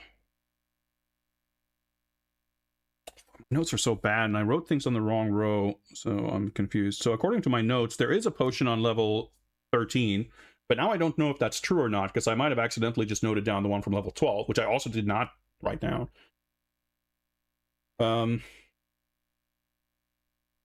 Note for level 13, which is based on the original 8. Lower path, arrow, mouse? Okay. I think I understand what that note means. Because this is level 8, this is the mouse level. Yeah, so I understand. Because you can go up top to where the exit is, but you need to take a different route to open. Yeah, because the exit is in a different place. In the original game, you get the little mouse set piece. Yeah, there's the health extension. So there's one here. And I remember how to get it, because we have to fight a certain enemy. It's not super out of the way. So we're gonna go for it. Unless we take like 4 deaths on our way there. At which point, I might be eager to save a little bit of time. It is, you know, a little bit... Wait, hang on. No, I have to go down here.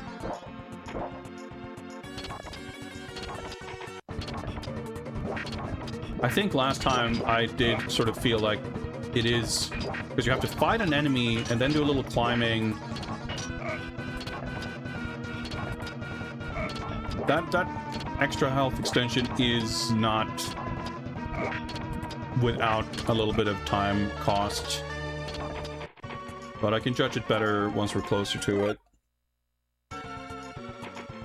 They're different. It's also confusing because as far as where the level is the same or not, the original game's level 8 is in the dungeon tile set. So the fact that it's got this elaborate,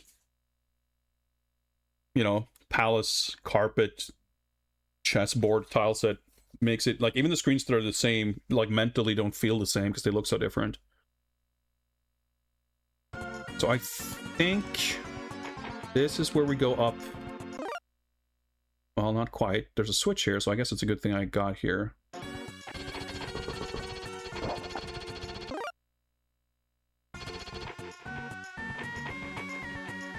Now we can go in here. That was correct.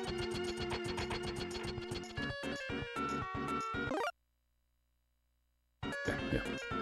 I had a little panic thinking like, fuck! It looks like I'm supposed to drop a tile here, but this is just to open the switch to leave this room. The tile actually did drop there, is what's going to open up something we actually need. So now we can go through here. And we can now advance over here.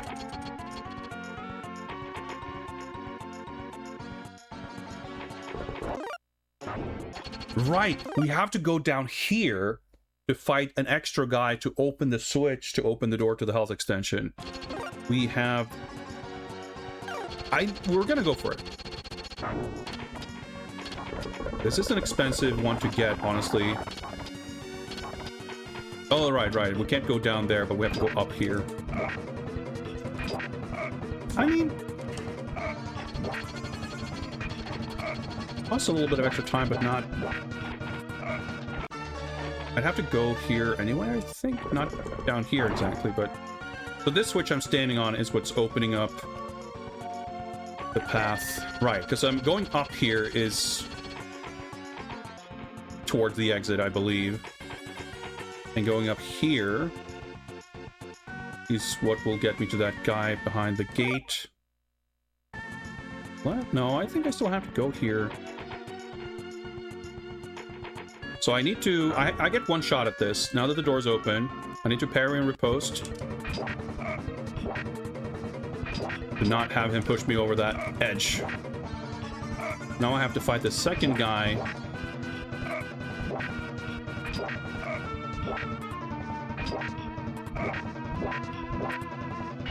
But the potion's up here. Of course, the level's not over yet, so...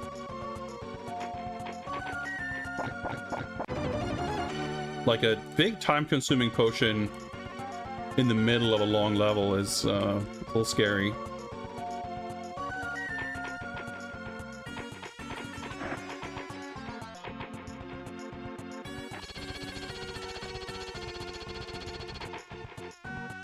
But let's see. Okay, that's like the mouse. That's the exit switch. That's where we need to go.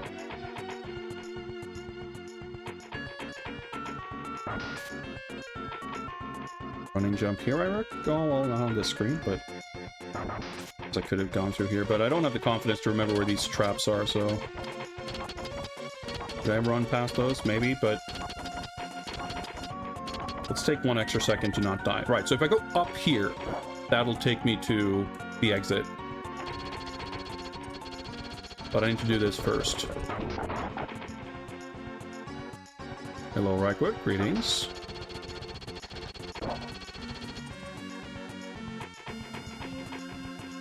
Oh man, there's so many fewer traps here in this section than in the original.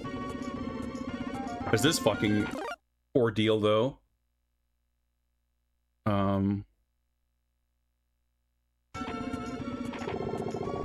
Okay, there, right.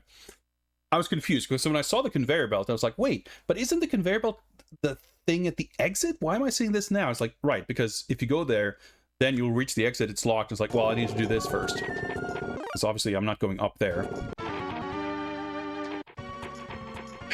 Okay. This is so sick. I like the addition of Jafar here. These little mid-level cutscene moments are pretty sick.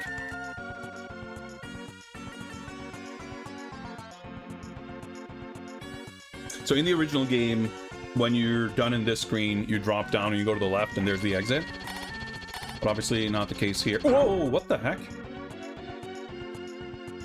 Doesn't really matter. I think we need to drop down here anyway. Yes, yeah, there's a gate there.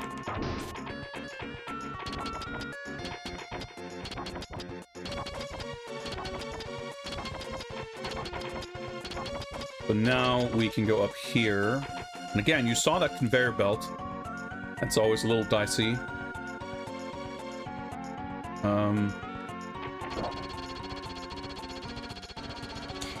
Like...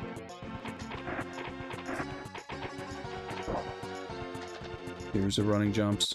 So this should take us to the conveyor belt screen, I believe. Of course, not quite.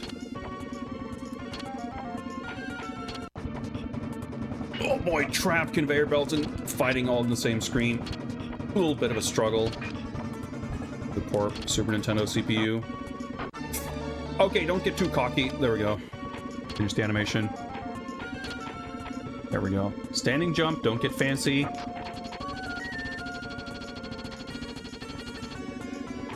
Like the switch. Oh, I guess the switch opens that gate if we... so you don't get trapped by the exit. Okay. That actually went pretty well. What's the time? 6:13. Yeah, so that's like... okay, we did grab the extra health. That's about as good of a time we could have asked for. And that's still over 6 minutes. That's our... okay, I was going to say our first. Our second above 6 minute level. We did level 8, took 8 minutes. But we are doing good on time. I think going for that health was the right choice. Given that we were able to do it first try. And especially given that I fucked up the extra health on level 8. So now we have 4 extra health from the original, so that means we're at 7. I would like to grab probably one more. And I think here, according to my notes, level 18, I think, has a pretty easy one. Level 15 and 16 has potions that I marked with question marks, which I think basically means I know that they're here, but either I don't know how to get them, or I think it's probably a time waste. Like, I didn't really research how to get them. And this, in the middle of this run, is not going to be the best time to try to science that out, especially if we're actually doing fine on time. If I knew the time was fucked, then I would definitely do it. But this run is actually going better than I would have expected. Right. So this level 14 is the new version of level 9 from the original. This is the last one of the levels that aren't wholly original. And it's mostly similar, but there's one screen that's a little bit different to sort of fuck you over. And I developed a strat to make that work. So I think we're going right, but what's here? No, we're going left. What am I? Okay, whatever. Greetings, Doom Noob.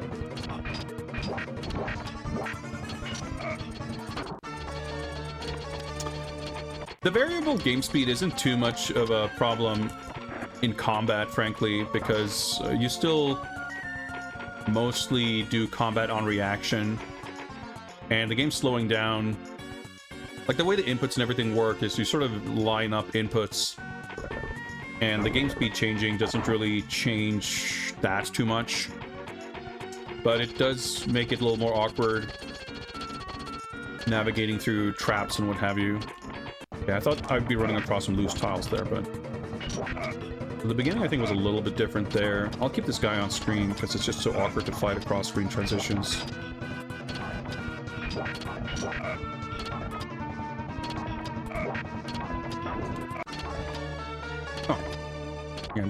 health less than I thought. So we're going up here and then to the left to open up the exit. All right, so this is the screen I was talking about. There's loose tiles here. So I think I want to start here to do a running jump to drop the first 2 loose tiles and keep the third one. Save third tile. Yeah. So that we can do a long jump up top here and jump across those spikes. So let me... There we go. I did write down an alternate strat for taking the lower path if need be. But hopefully we can avoid that. Depends entirely on what happens later. Let's see. Perfect. No, I fucking forgot about this. That's exactly what happened last time. Fuck. Okay. I was so excited about making that jump that I forgot. Okay, let me write down. What was my alternate strat?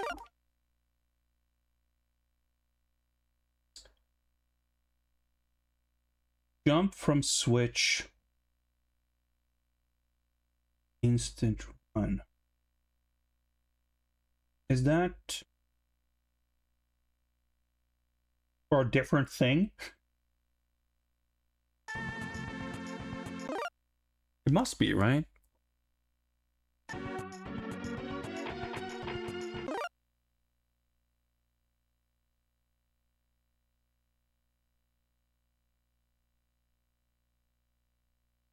What? I don't know what that note means.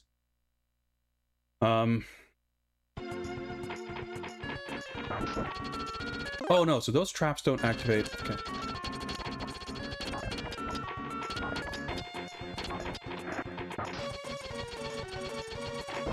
Okay.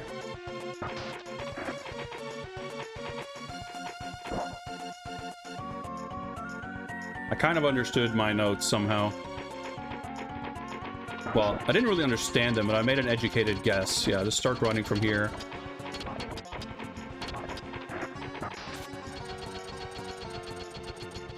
Okay.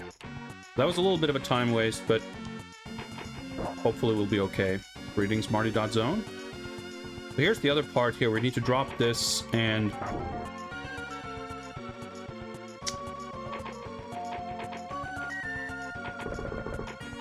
Yeah, okay. If I had failed to grab that, we would have had to redo that annoying screen again. So at least I saved a little bit of time by not screwing that up. I don't feel great now, though, because those are the kind of things that's going to eat up the rest of our block here.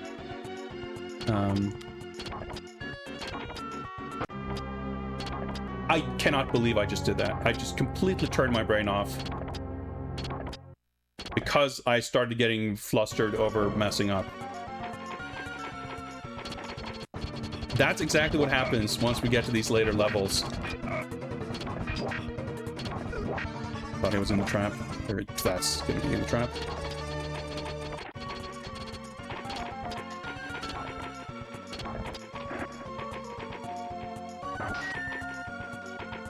But we have some margins. The run might still be salvageable.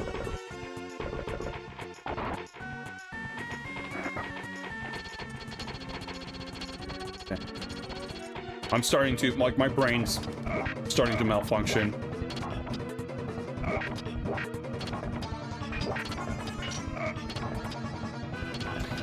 Yeah, sorry to Doom Noob, I will struggle a bit to read chat, especially very long messages while I'm playing. But I'm getting the gist of what you're saying, is that it's peculiar that you would think this game would run fine, given that it runs fine on... or it certainly was written for a much weaker architecture. Granted, the original Apple II version, of course, runs very poorly. But, yeah, I'm sure... I mean, I'm not a programmer, I'm not very technically minded. But, it is a little bit peculiar, I suppose, because you wouldn't, you would think Arsis, of all people, would be good at stuff like that. Doing, like, polygonal 3D in like 1990 and shit. What the fuck am I doing? Okay. I fucked up the spacing and I still somehow got it right. The Super Nintendo has a slower CPU than some systems. But I don't know that it's accurate to say that it had a slower CPU than most of the systems this was on.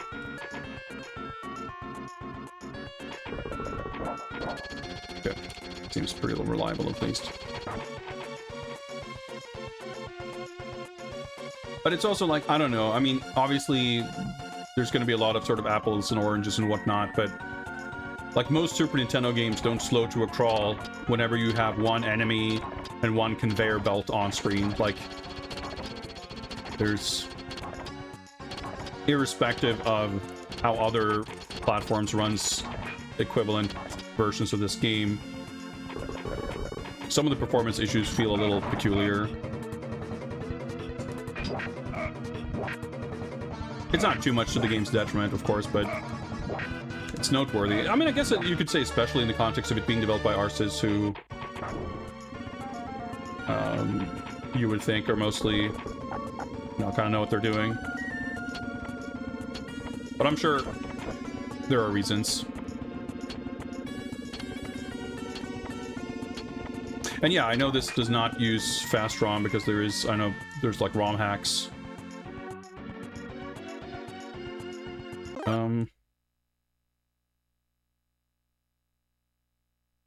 I'm trying to think.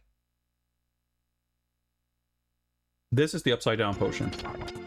Oh wait, is the door closed here? What did I fuck up? Did I need to go down? Or is there a switch up here? The top ledge, a switch? There are no switches here. Fuck, I screwed something up.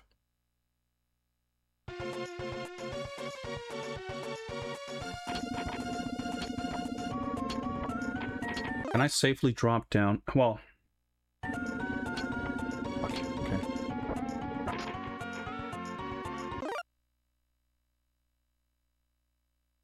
The fuck is this?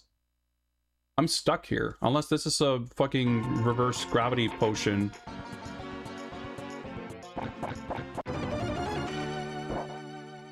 Is this a fantasy wall? I might have done this before, because this is now looking familiar. Right, okay, so this was even a complete wild goose chase. I'm so fucking confused. Then where the fuck am I going?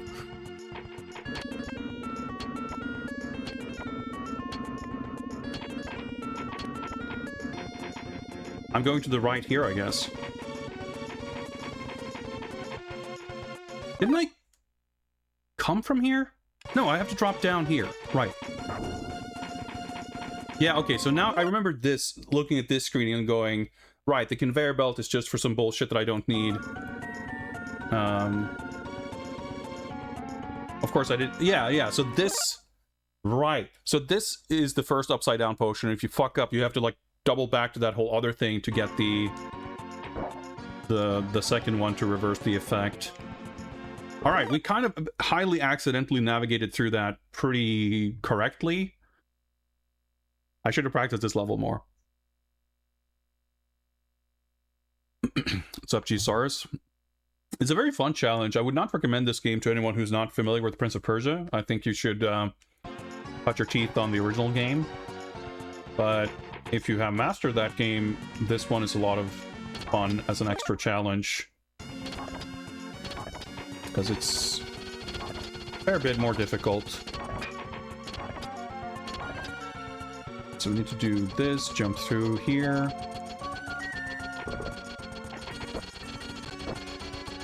Oh, that doesn't even open this gate. Dropping that's going to open whatever, and that should basically be leading to the exit, I believe. There might be one more dude to... Oh, okay. This is the exit screen right here? Yes, okay.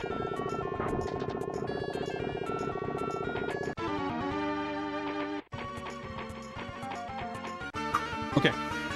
What's the result? 845. And that was with a very stupid, clumsy death. But we actually got the health extension, which wasn't something I... Yeah, I didn't actually find it, so I didn't make note that there was one. So let me write this down in my other notes. And conveyor belt down. I can remember what that note means, but that'll be fine. What's up, Zelithar? Greetings, greetings.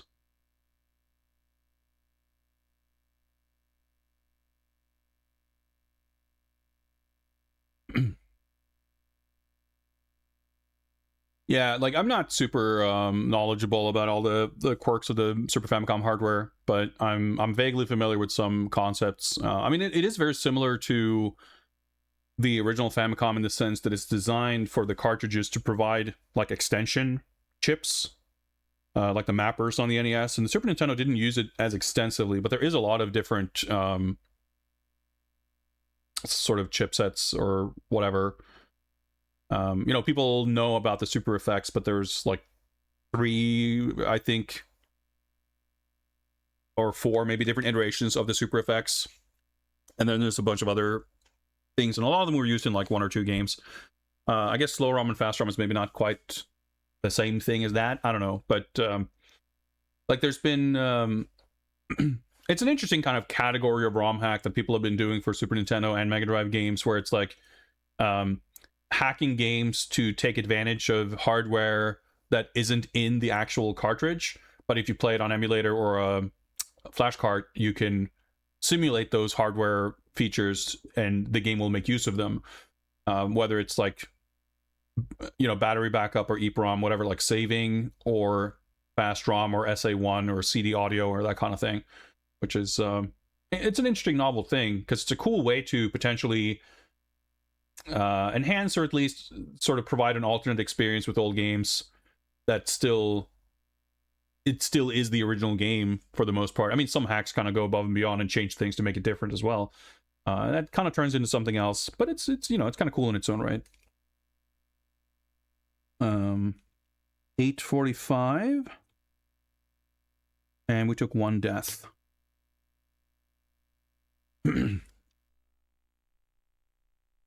Level 50. Oh yeah, that's right. This just starts with a fight. So from here on out, it's all original levels. And we did play through the game from this point onwards last time. So we can make a slight comparison here. I mean, I guess, well, we can make the comparison when we finish this level, I guess. Yeah, so we have an hour. We're doing well on time.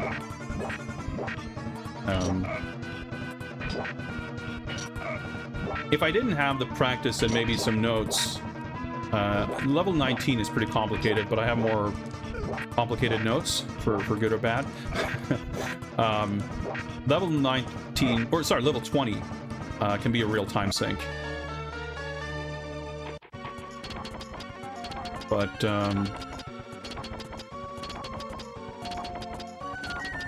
hopefully we'll get through that okay. Now, because I didn't take notes for any of these levels, I'm just trusting that I can just get through them. This is the fucking teleporter maze level, and it's funny that I didn't even... I just decided that I figured it out, which is wild. But I think hopefully we'll be okay.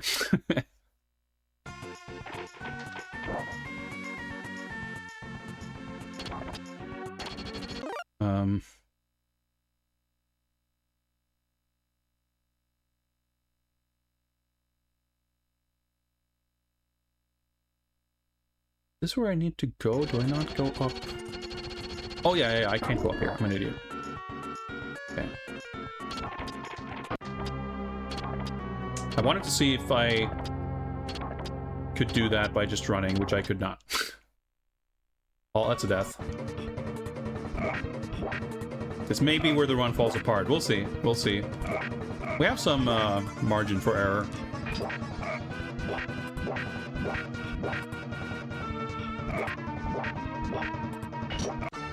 Developers might be geniuses, but not experienced with the system. For sure. For sure. That's likely to be a factor. Right, so that gate's going to open much later, and that's where we need to go. to sort of get to the exit eventually.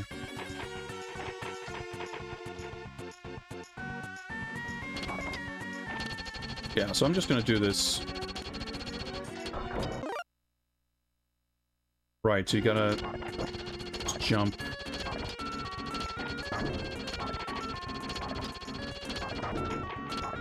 Yeah, it's like not a big deal. It's just like freaking out over nothing. I think I go up here first. Why did I not take any notes? I guess this is a level that's like convoluted enough that it's like not super trivial to even figure out what notes to write. Yeah, I go down because I can't do jack shit here. I need to come through the teleporter. This is going to be this screen. That was kind of a bad drop. I think I go to the right, but what's in here? This is just... That's the start of the level. I'm going to go through there eventually to get through that other gate, I think, but...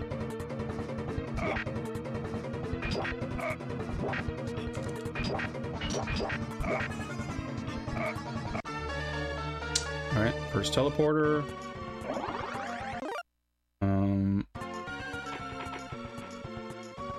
We might come back here. I'll grab that health if we need it. I think we want to do some... Okay. I didn't really need to go here first, but... I'll need to get through that door. This level is kind of simpler than it seems, because there's not too many wild branching paths with the teleporters. This is what's going to...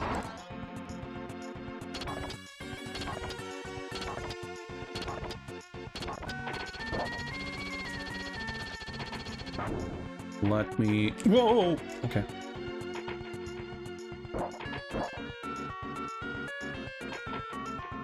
No, I think I'm... fucked up, I think. Oh, maybe not. This is still open. Oh yeah, this is the weird... This isn't even where I'm going. This is the stage that's weird, because it, like, there's a bunch of switches that permanently open doors. It's, like, the only level that works like that. But now I think I can go through here. Yeah. So now I can go up here.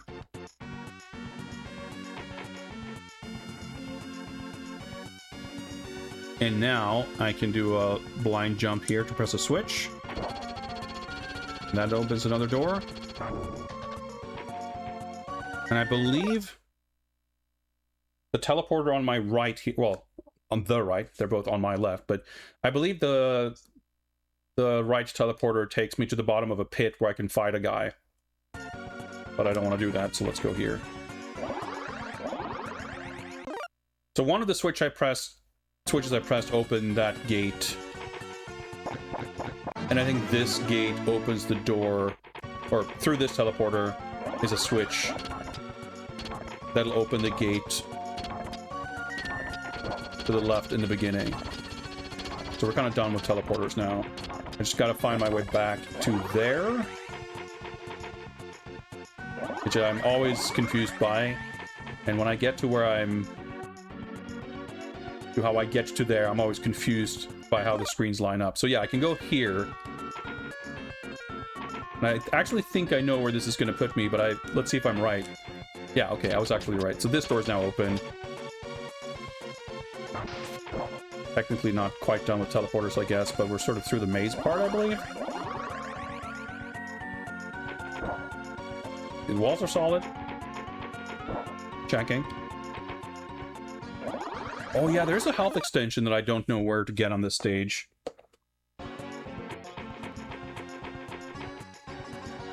Oh, right. I guess the shadow encounter is here. That's why yeah, right. Fuck!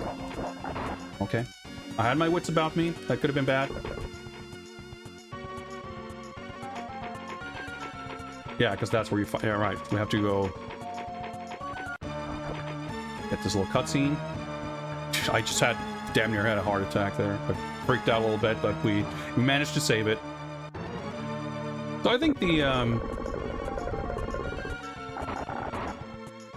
health situation should be fine.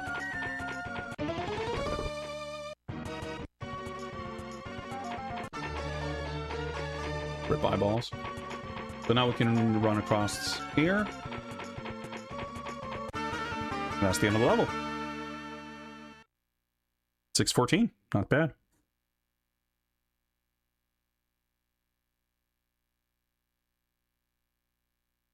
I'm feeling some sort of confidence here that we might actually do this first attempt.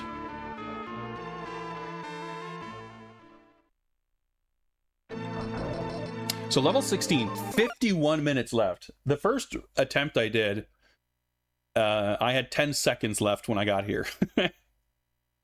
So, okay, we have 5 levels left, which means that we now have an average of 10 minutes per level. And one of those levels is the Asura boss fight. And that level is like, if you do it deathless, it's like 90 seconds.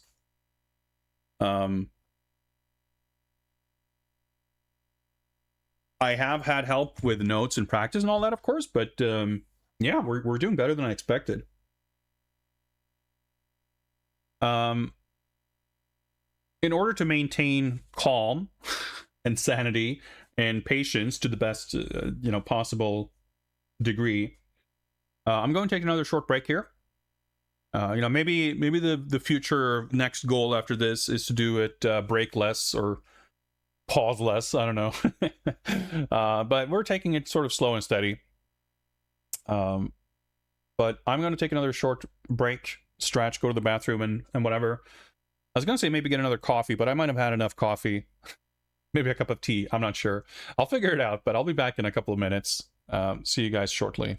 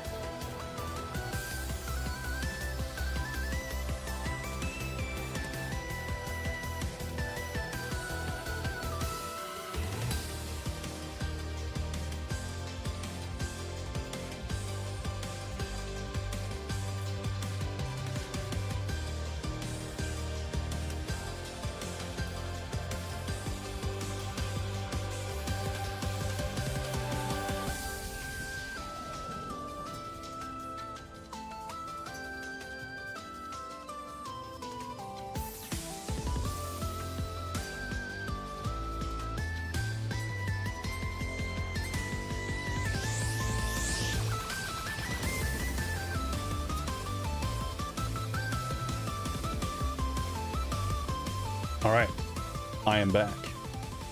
This song's so sick. I just want to hang out and listen to it for a while, but I have more important things to do. All right, okay, I think we got that settled. Level 16. This is a pretty cool level. That's a little bit trolly. This is kind of where the trolley levels really get started. This level is kind of the equivalent to level 12 in the original game. Just sort of conceptually. It's pretty vertical, has a lot of dangerous jumps, but the layout is completely different.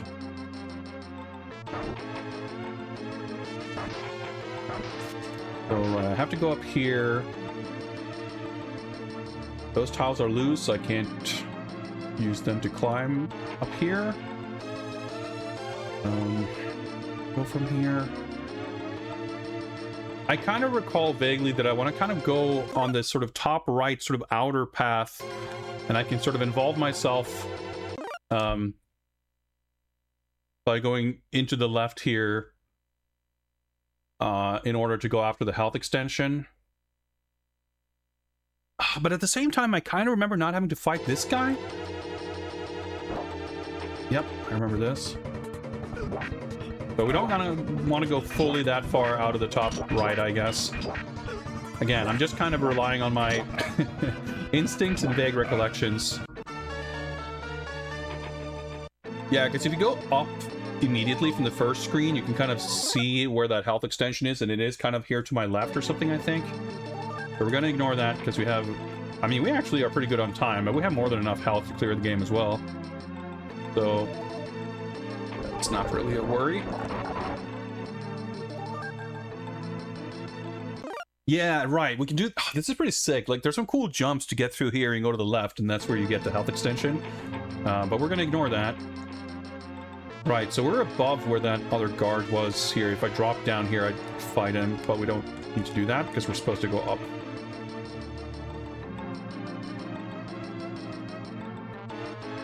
Yeah, this level is like all, like... it feels like almost every screen has like entrances and exits on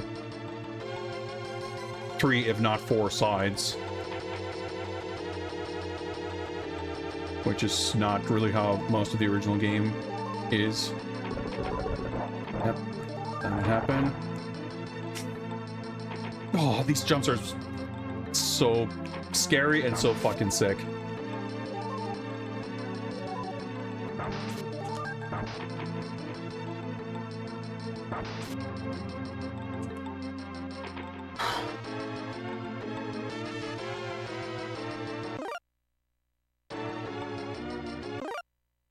No, I think wait, fuck, do I jump through the right here? Is that the path to the... no, I think that's where I have to go. So I think if I go left from here... shit. Either way, it's a commitment. I won't be able to really go back. But I think maybe what might happen, if I go to the left, maybe I can get the health extension or whatever. And then I go back this lower part, and then I have to go around. Oh, but we're doing all right on time. So, just doing this jump into where the traps are feels dangerous as shit, and I don't really recall doing it. So I feel like whatever's there, I like skipped. And the one mental note I made is like you take this sort of outer, longer path around. So I'm gonna gamble a bit here. I gambled correctly. This is progress. This is towards the end of the level. Because once you kind of go through that door, you're kind of past, you're through this part of the level. Yeah, we're almost at the end, actually.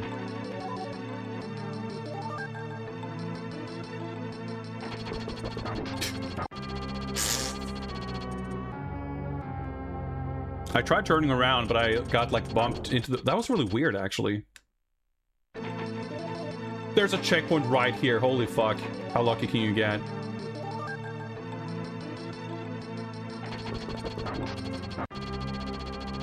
Pretty funny. I keep, like... I'm bumping into it. Obviously, I don't need to drop that tile. That doesn't really make any difference. I just wanted to see if I could, like, I don't know. You could probably turn sooner. Like, you can do that, and I'll take that damage, and that's fine. Alright, the Royal Guard.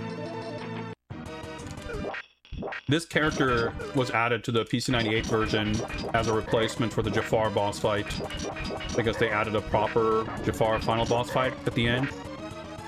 So having him here also kind of makes this a little more of a level 12 equivalent, because that's where you would fight him.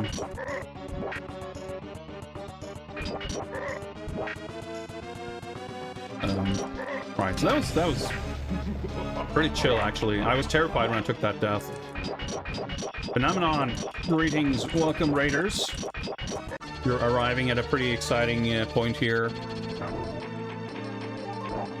We're heading into the home stretch here of a surprisingly good run here of Super Nintendo Prince of Persia. Yeah, dude, that was 4 minutes, 4.5 minutes. If that checkpoint didn't exist, that would be an extra 4 minutes for sure. But that means we have like 45 minutes or something for the last couple of stages. So that's, yeah, we're cooking for sure. Welcome everybody. Trying to take some notes here. I guess technically we took 2 deaths, but that's, I'm gonna parentheses checkpoint here.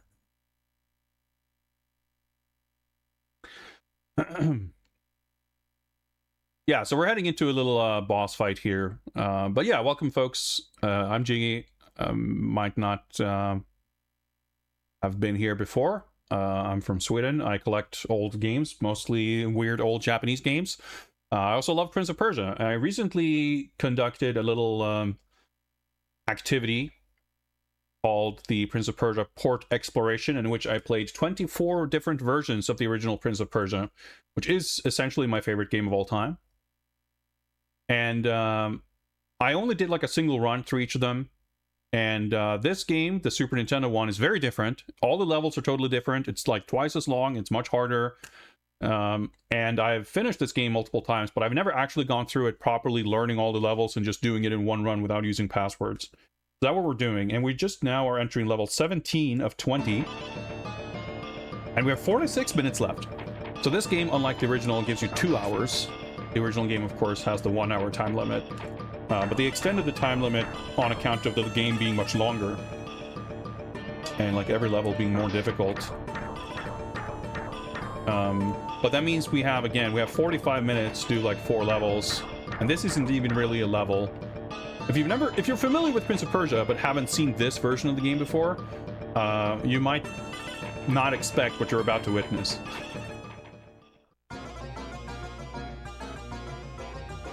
We might need a few attempts here. I skipped a few health potions. Or health extensions, rather. But it's not too complicated a fight, unless I fully mess everything up here. Yeah, sometimes you get comboed. This fight is very RNG. Yeah.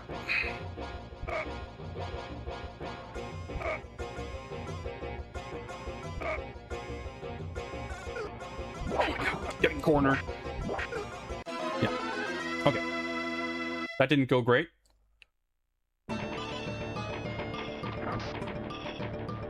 But it's like a minute wasted or so. This version adds a lot of combat and some additional boss characters. This is by far the biggest like spectacle boss fight set piece, which is pretty cool. But there's some other cool boss characters too. So this is Asura, by the way. It's not Goro. He has 6 arms. Asura, of course, being a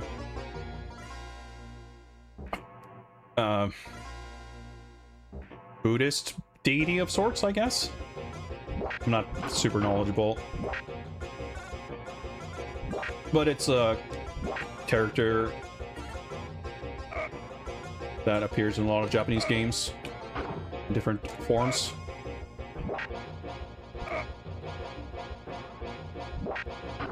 I wanna... Yeah, screen transitions get weird.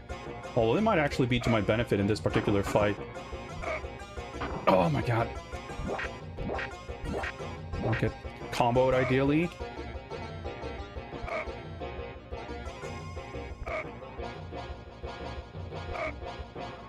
We're looking a little better here. Stealth animation is a bit silly looking, but we got there. 2 tries, not too bad.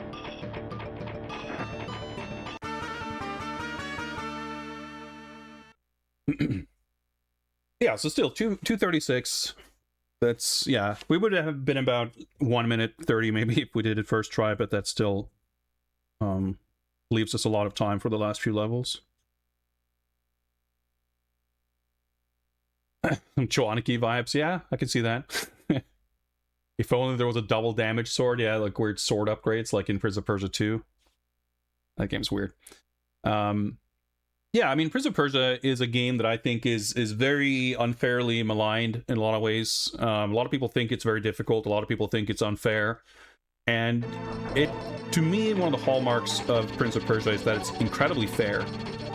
Now, this is a different game because the levels are all different, and this is substantially less fair. Let me see if I wrote a note here. My only note is that there's a health extension later that's positioned next to a potion that would kill us. Here. 44. We'll have time to... I think I... Yeah, I have to go here, because this is to drop... Yeah, right. Okay. I remember now. Because I need to... Those things will kill us, so... We'll running jump here, turn around... Fall down there. And now we can drop this tile on this switch. And we can now repeat that path again. Yeah, there's an instant death. There's a room with 2 potions. One gives you an extra HP and the other kills you instantly. I don't remember where it is, but I think you enter that screen like from the right. Oh, that's right. I did a running jump here to grab... Right, I haven't actually... Yeah. I just realized I took that... I did that kind of incorrectly.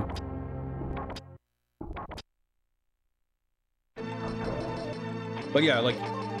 The original Prince of Persia is a game that you obviously need to know how the game controls. If you try to intuit the controls without knowing anything and you can't figure it out, yeah, you might have a rough time.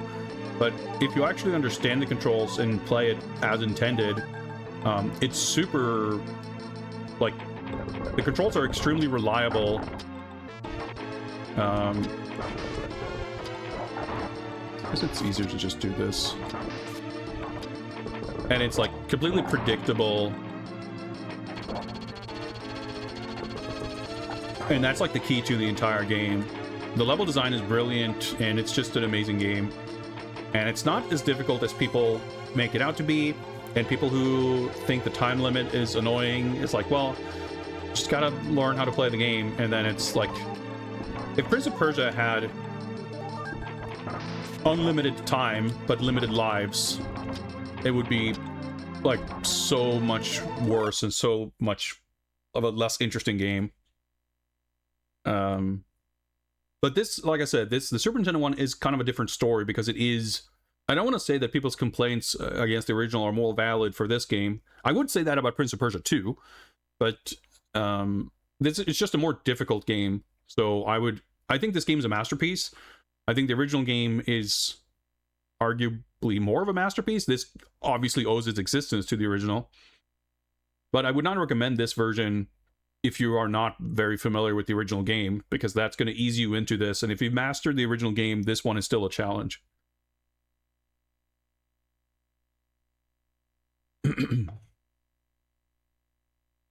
It's not that this game is particularly unfair, but it's some of the later levels are a little more... I mean, I think the levels are still very well designed in this, but they don't follow the same design ethos and principles. Like, you can, if you're familiar with the original levels, there's a design language and a grammar that's pretty consistent throughout all the levels. And as soon as you play a version, you know, that has levels designed by not Jordan Mechner, all of a sudden you can kind of tell that there's elements to the level designs that just would not appear in the original game. And that's not a bad thing in and of itself, but once you're very familiar with those original levels, anything that's a bit different in its design ethos tends to really sort of stand out. And in some ways in this game, like, it stands out in ways that are more challenging. In some cases, maybe subverting your kind of expectations a little bit, or sort of tricking you. Prince of Persia 2 does that a lot more overtly, which is why I think, I don't like that level design very much. This one doesn't do so much, but a simple thing is this game, especially the later levels, but even occasionally more early on, the levels will have more branching paths. So the levels are just a little more difficult to mentally map, because you have a higher number of deviations where you have to remember that if I go left here or right here, that'll lead to this other part that has another branching path. In the original game, levels, at any point that you are at, you will extremely rarely have more than 2 or 3 different things you can explore or directions you can go in. If you can go in 2 different ways, it's very likely that one of them you'll go one screen over and it's a dead end. And if you go one screen over and there's 2 paths out of that screen, one of them will lead to a dead end. Like, you can, if you're trying to brute force your way to learn the map, like, people might be surprised to learn that the original Prince of Persia doesn't have mazes. None of the levels are mazes at all, because they're not like tricking you to get lost. I have a shitty sense of direction, and I can still learn those levels pretty easily. But when I played other games like Prince of Persia 2, other sort of fan games and stuff, you can tell that there's a massive degree of restraint in the original level design that is not present there, and all of a sudden it's like super overwhelming. And this game doesn't fuck it up by making it too overwhelming like that, but it inches a little bit further into that direction than any of the original levels do. And I think that's totally fine as a like high-level player challenge. I think the original level design is great, and I think you could say that it's sort of expressly for the purpose of teaching the player how the game works. Like, by the time you finish the game, you have learned the game's rules. This works well as a sort of expansion on that. Like, once you've finished the original game, you learned the rules, here's like a little bit of a twist on it. Here's like the advanced, the intermediary, like advanced course follow-up to the the basic course of the first game. So I don't think it's a matter of better or worse. I just think this is the first game is perfect, like not having any kind of prerequisites. But if you've mastered the first game, the challenge of the levels in this one adds a very interesting texture to the experience that just is not present in the original game. So I think it's cool in that regard, but I have much more familiarity and more sort of comfort with the original levels, so those are naturally kind of my preference. But I do think the levels in this are all well designed. I think the things that kind of bug me the most probably are where the rules aren't, like the teleporter level having doors that permanently open from just stepping on a switch. That's not how the rest of the game works, so it becomes a little weird. Anyway, where were we?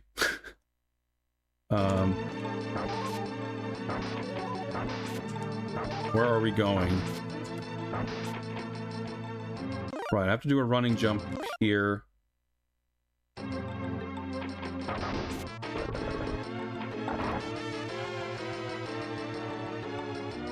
Reminds me a little bit of a part in level 8 in the original. But yeah, I think this is like a gauntlet.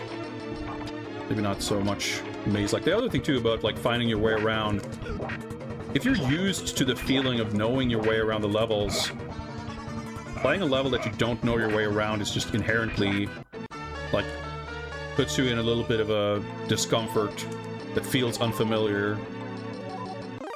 Right, so this is a trick. I remember this. If we do a running jump, fuck. No. Later on, I think there's a trick that's kind of like this, where if we do a running jump, but this is where you can't do the ledge grab. This is where we have to jump past an exposed ledge, Because if we grab it, we're fucked and we die. We need to not grab it so that we can grab the doorway underneath it, and that doorway is opened by this switch.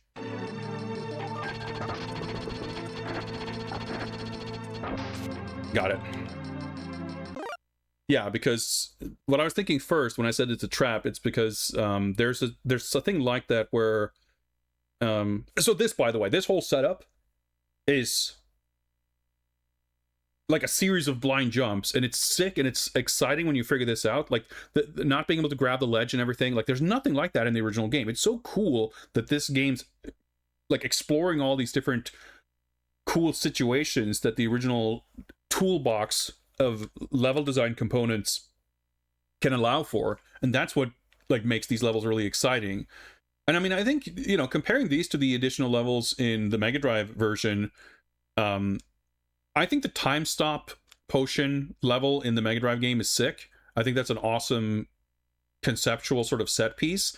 I think the time stop potion in the Mega Drive version is probably cooler than any one individual trap or mechanic that this game adds. Because most of the traps, like, there aren't really any potions or traps or mechanics or interactions that this game adds that, like, really do anything or are that interesting. All the new death traps in this are, you know, they're just death traps. They're not really different. But as far as level design and, like, how, like, what platforming challenges the game sort of puts in front of you, I think these levels are better and more interesting than the Mega Drive ones. I don't think they're terrible or anything, though. But again, they definitely work better if you consider them as like a, you know, sort of follow up to the original game as opposed to a replacement for. Right. So this is these are the potions, right? And like I said, this is not really off the beaten path too far. So hopefully this isn't like random or anything. According to my notes, left potion equals death. So let's see if that still holds true.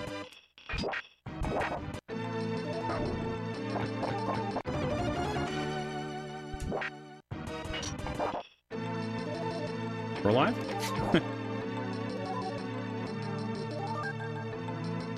What we got here? I honestly don't think there's that much left of the level, but I don't remember what the exit is like.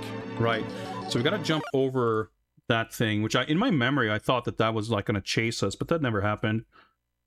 I guess I'm getting it mixed up with the thing that happens in Flashback. But we have to go up above, jump over it, because you cannot jump over those things. So I guess those little sparkly things are mechanically a different kind of trap, because you cannot avoid them at all. You know, you can't carefully walk through them like spikes, you can't time them like jaw traps.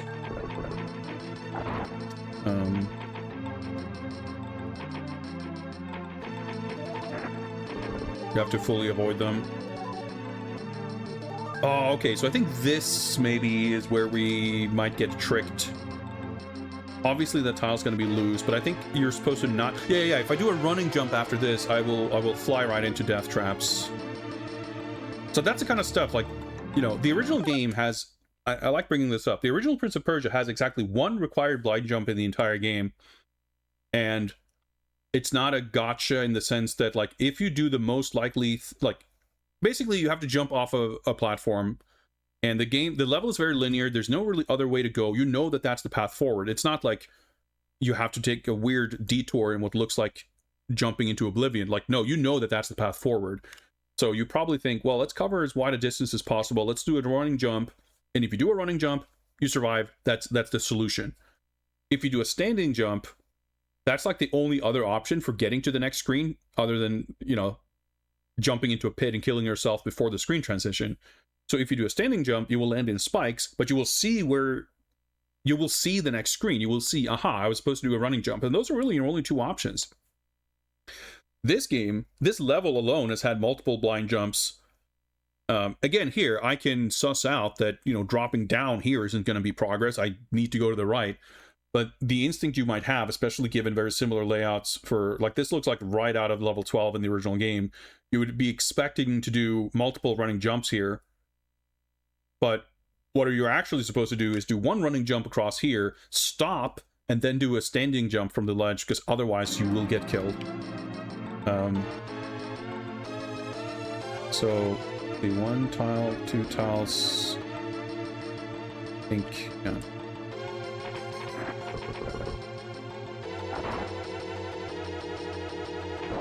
Yeah, because otherwise you will land on this edge here, and you won't have you can't stop your momentum, so you'll like run right into those traps. And there's like nothing like that in the original game really, where it's sort of going out of its way to be a bit of a dick. Oh yeah, we have to do the drop down on the right there. That's exciting. Okay. But again, I think it's totally fine. Like, this is one of the last levels in this game. Even this game doesn't do things like that, you know, early on. So I think that's totally fine. This is a little scary, but I think those attack in sequence, we can just run through. That was still kind of a bit close.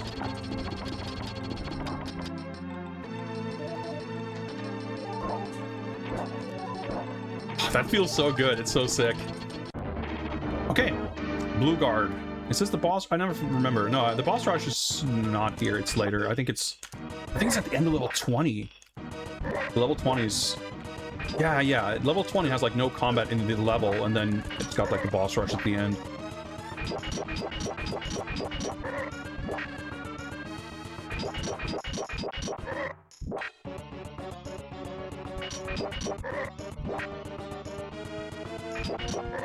I think Prince of Persia is like a masterpiece game in sort of in the micro and the macro, but certainly how all of the different components of it come together to form the cohesive whole is, to me, kind of what elevates it from a great game to timeless masterpiece. But it also aligns just very, very, very well with my tastes and preferences, and obviously that's not going to be the same for everyone. But I think a lot of people, I want to think anyway. There's a switch. I guess I could first. It's a game that I think. Yeah, that's the exit. Is easier to appreciate with a more full view of how those pieces come together, and it becomes a different thing. Like, again, I know it's a commonly held opinion, or at least gut reaction, that, like, you know, people just hate time limits. So any game that has a time limit is likely to be like, people are likely to have an immediate adverse reaction to it and feel like, well, I wish there was no time limit so I can take it easy and enjoy myself. And the presence of the time limit immediately just, you know, creates this friction. But to me, the time limit is like, you absolutely need it, because without it, the game is so much lesser. And I think a big part of, you know, that ties in perfectly with why I think this game isn't better for being longer, is because a limit of 1 hour just is such a perfectly bite-sized piece of video game experience. You can play for an hour or a little less maybe if you finish it, and even if that's mentally taxing and exhausting, like, that's it, you're done, you're free.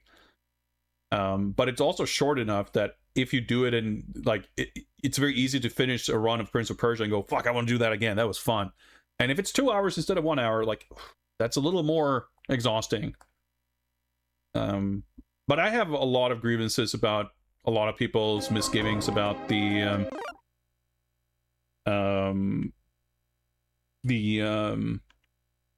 word, just the value and meaning and everything of like time and length of games and everything. And I definitely don't want to go into that rant for the 500th time again.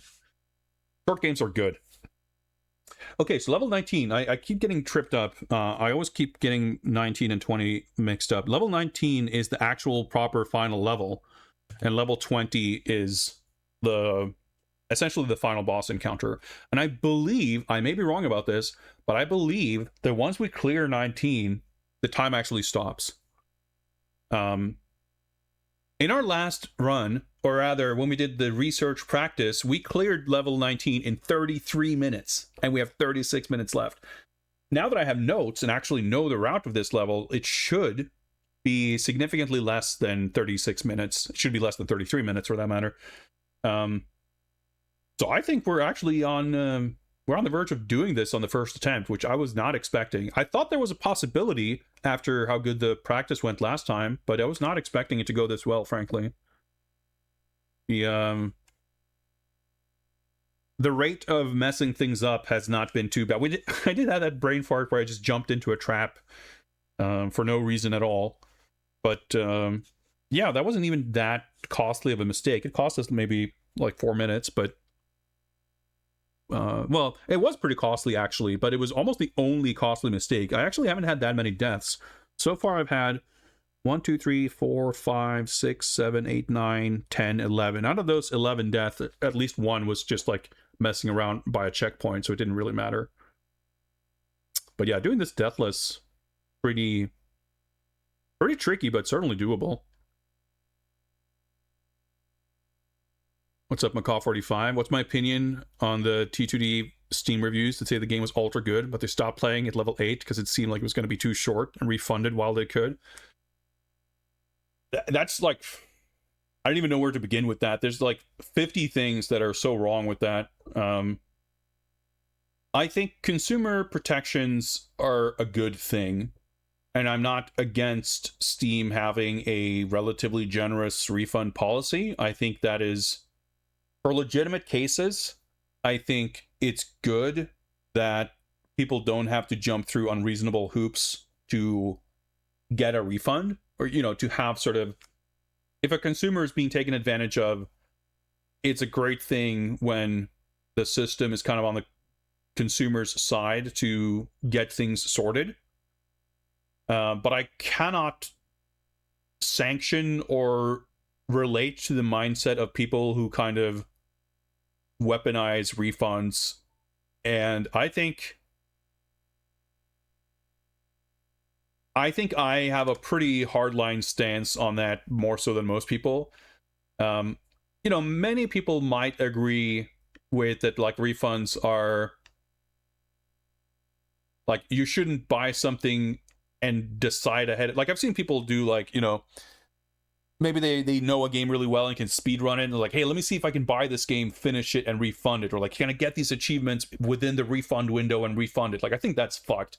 And I think more people might agree with that. But personally, I think refunding is like, I would only ever do it if there was like, if the game did not function. Like, I would never refund a game because I didn't enjoy it.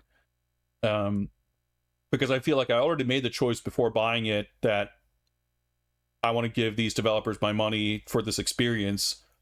Now, I won't argue with people. Like, I think the refund policy and rules around it is what it is. So people are within their rights to kind of use that policy as they see fit. And I suppose that's fair. I'm not going to argue with someone, but I can't, again, like, sort of relate to it. And, you know, obviously money's money. There's a lot about our society and economic system that's kind of fucked, and people being anxious about money and wanting to make sure that they don't feel like they've wasted money is totally reasonable. So I'm not picking a fight with people over that, but I think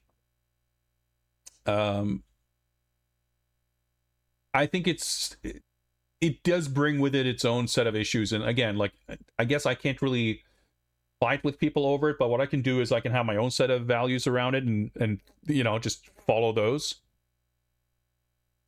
I think, like, the problem is, like, it's no matter what sort of conditions you were set up around refunds, it's like, either it's going to inevitably affect some games worse than others in terms of making them quote unquote vulnerable to kind of illicit refund requests or whatever, or it's going to just require too much. Like, it's not reasonable to expect Steam to manually determine what the rules should be for each individual game. And I understand that they don't want to give the power to publishers to say how long should people be allowed to play this before refunds? Because obviously then that takes the power away from the consumer, and the publisher can just say, oh, you know, they can only refund if they played less than 2 seconds or whatever. I think like 2 hours, I guess, is reasonable, because if you're having technical struggles, like 30 minutes or whatever might not be enough to actually make sure that you've got it sorted, and it creates a weird extra pressure. But again, like, should I refund this? Am I within the refund window? Like, for me, I've never refunded a game on Steam, and I've never considered doing it. So the idea of like playing a game and like being stressed out about how long have I played this, like having this fucking countdown clock, so that like if I play this for more than an hour and 45 minutes, I need to abort so I can click the refund button before 2 hours. Like, what a fucking weird way to, like, how can you go into a game playing it like that and expect to have a good time? I don't know, it seems so messed up to me. Like, I want to enjoy the game, and like, sure, I might play it and get sort of bored and quit out of it and see that I played it for 56 minutes. And in that situation, I could click the refund button or whatever. But I like I said, it just doesn't, for me, that's not the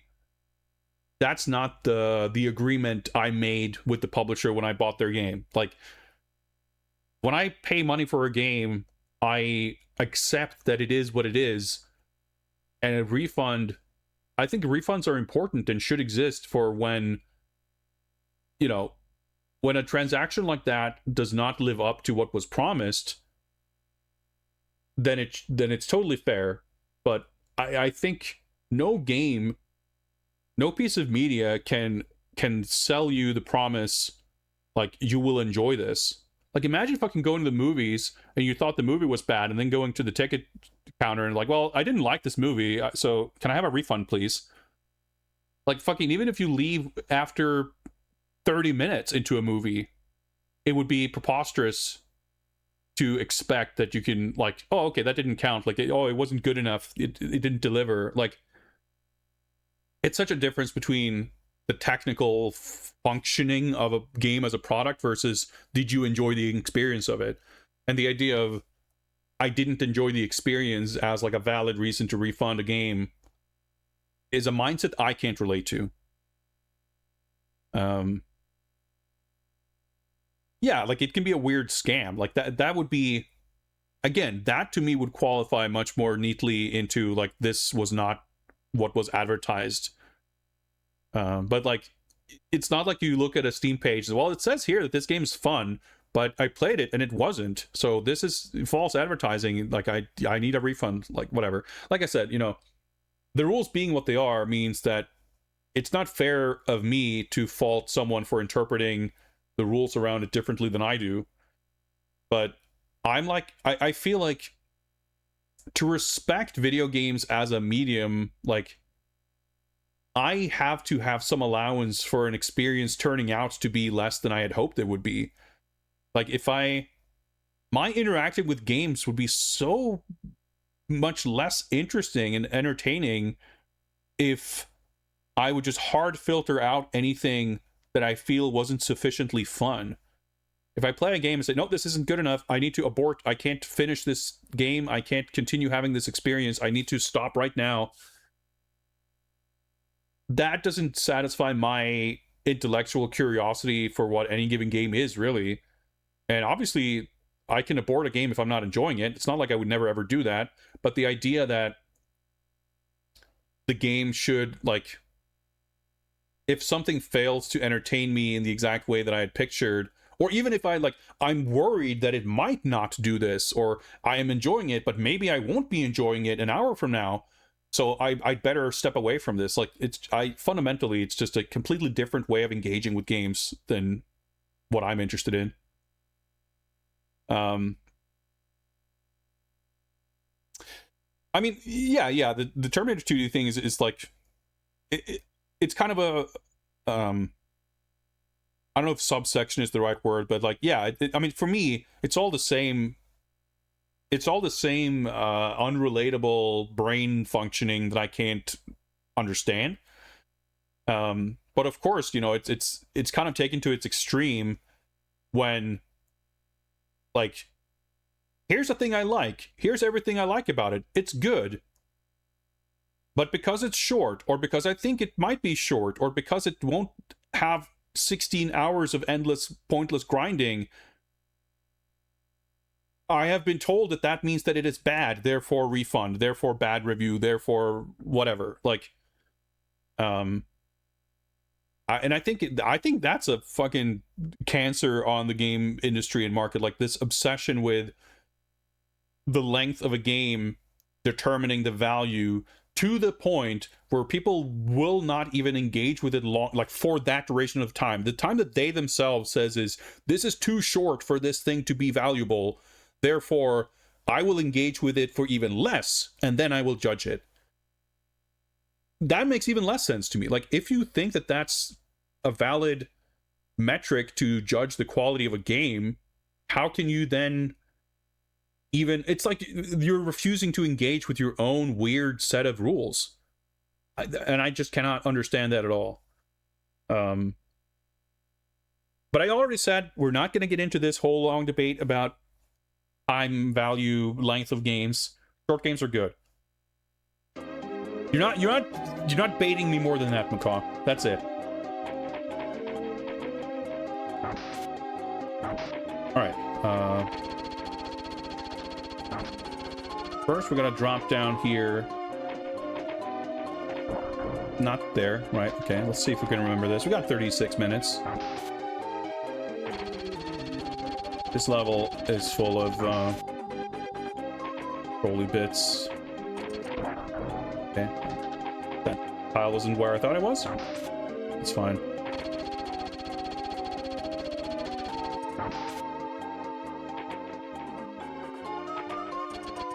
Oh, that's a bad jump. we'll get this eventually.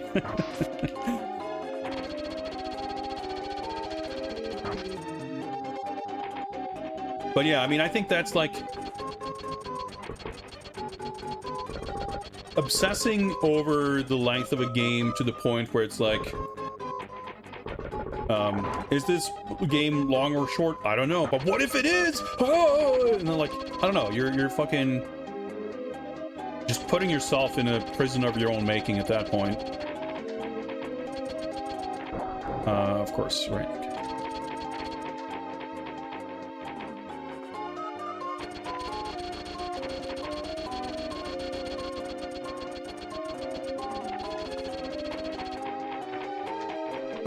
That should be fine. The whole purpose of this is to drop down here to drop this tile on this switch, which will open the right gate on the second floor.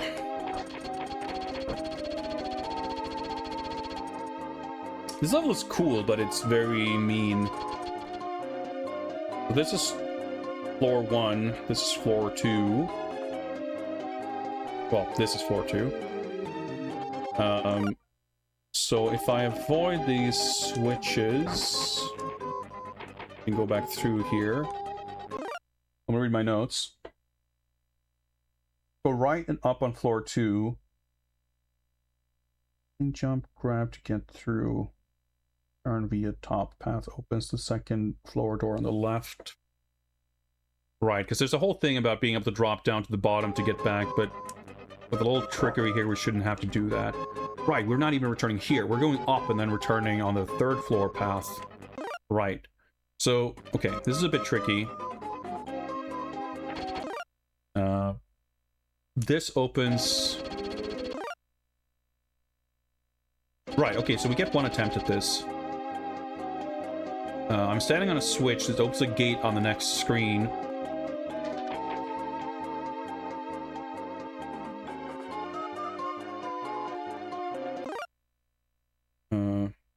Running jump, grab, okay.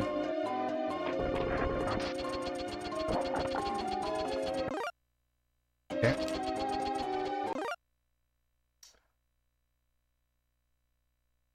I thought I was doing that about as fast as I could.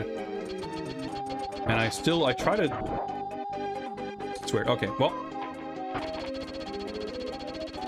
Because we cannot get across in time we have to restart the level. So that's why this level is pretty rude. There's some bits like that where it's a bit tricky, and if you fuck it up, then that's that. But the level isn't actually super long.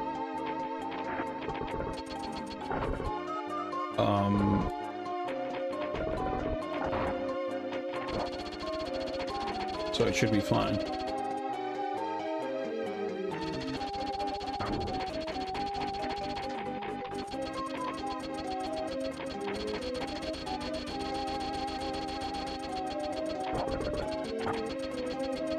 Right, that's second floor gate opening.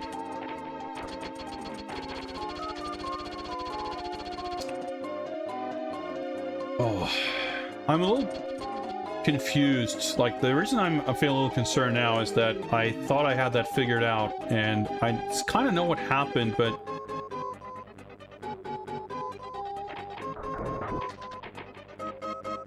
how to actually make sure it doesn't is kind of a different story. Because what had happened previously, when I sort of figured what I had to do, I actually did a running jump and I jumped through the gate. I was there early enough to get through the gate, which meant I could grab the ledge across the pit. But when I was like a millisecond later, I get bumped into the gate, but still had enough time to jump through underneath it.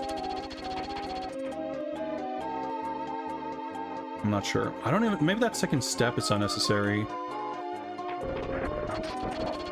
Nope, see? So I had like an extremely minuscule delay that first time. Another raid. Lord Malamut raiding with a party of 6. Welcome, everyone. Well, I can't drop down here, so I have to do this. And now I'm returning here. Welcome, raiders. We're at the tail end here of our first and so far successful attempt. We'll close that gate, but we don't need to go through there, so that's fine. Of beating Prince of Persia on the Super Famicom without the use of passwords. This is level 19. I have a bunch of notes here. Oh yeah, 1 death. Might as well write that down. So return via top path. That's what we're doing here. And then opens second floor door on the left. Oh yeah, there's a health extension on this level, but I don't think I'm gonna bother trying to get that. So this is the third floor. Going back down to the second floor.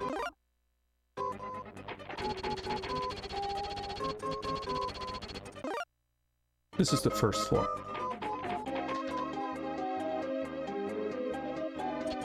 This is the second floor. I don't know what this switch does, but I don't like the look of it, so I'm going to jump over it. Right.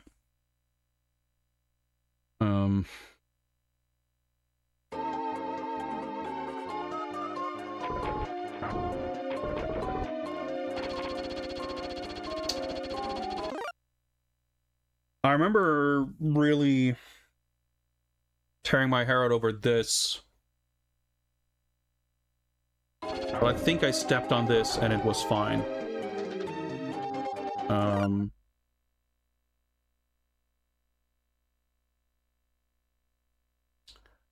And I think what ended up happening is dropping the tile on the switch on the bottom left there.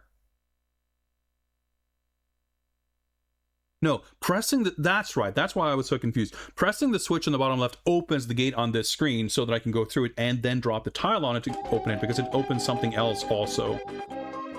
I need to not fall down here, but I think it's fine to drop this tile, because I think I accidentally did that and then I could still go through it.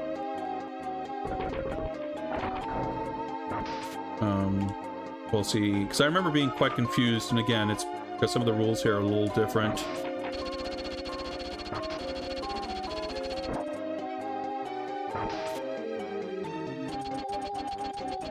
No, I pressed... Okay, that's fine. Still have time.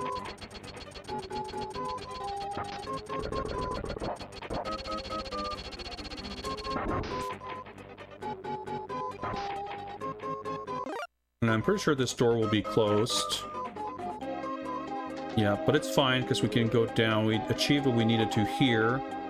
And we now drop back down to like the bottom floor.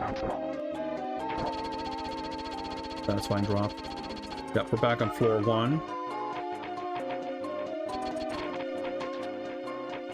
So now if we go back up to the 3rd floor, that gate that's in the middle will be opened.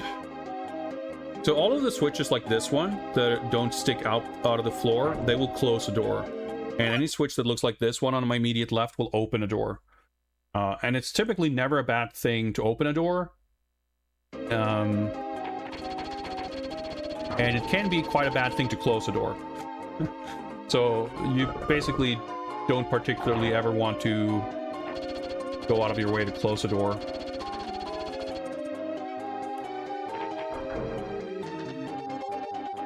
There's a gate down there.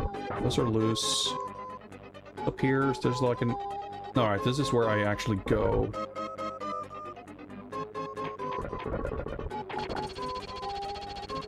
I think.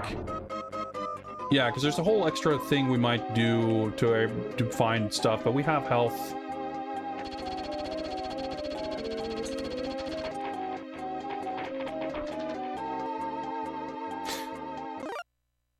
That's right, that is the health extent. I think I did this last time too. I like accidentally got... This opens the gate on my left, I think.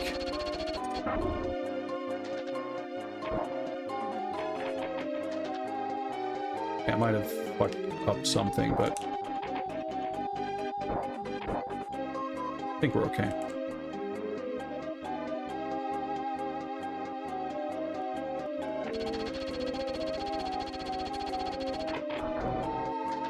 Dropping down there might lead to something, but I don't give a shit.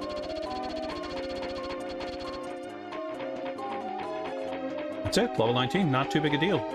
Now, we're not quite done yet.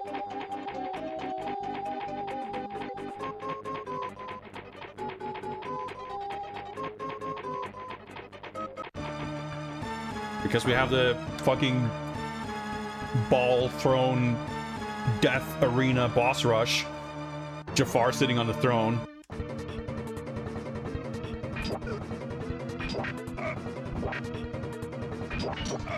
We're fighting evil blue-skinned versions. Alright, can we just combo him? There's the regular prison guard. Skellington.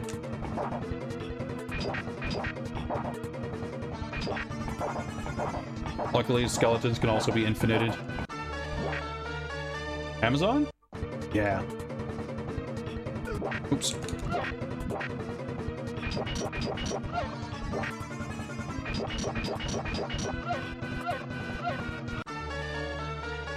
Do we fight the Menacer or it's just a guard? Nope, there's the Menacer.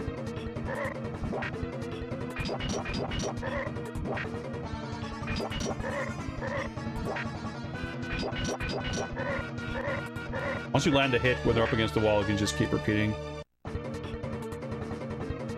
Royal Guard. Whoops. Like, if you attack them in neutral, they will pretty much always parry. But you can counter hit them out of stuff. And again, once you get them up against the wall, that's it. And the level's not over just yet.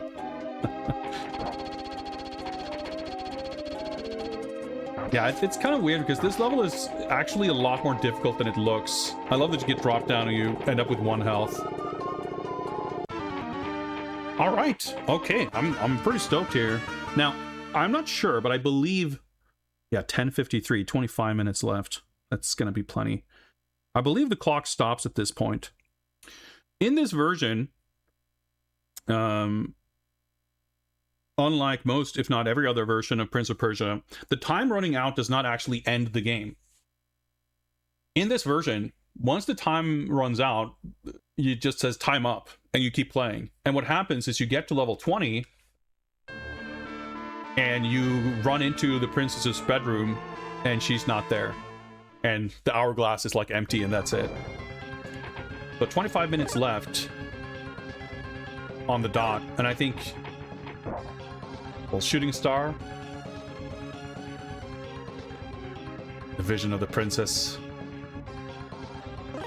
Yeah, so the clock, like, we're done. Well, we're not done, but the time will not advance.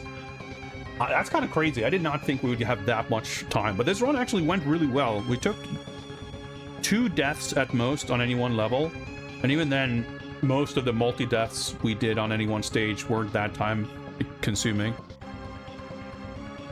Yeah, so like the way the game works, like you don't even have to do a bunch of password abuse to practice. So that's what we did last time. I ran out of time on level 16, but I went through the rest of the levels to get the passwords to be able to go back to them and sort of practice and study them a little bit, and then we just started over. But then you don't, of course, if the time is up, you run through these hallways and you just, it's like the original game. You just run into the princess's bedroom. So, in other words, Jafar does not show up here. This is so fucking sick. This was kind of added in the original PC98 version first, but this is like the most ultimate embellishment of this set piece. Oh, the Jafar sprite is so sick.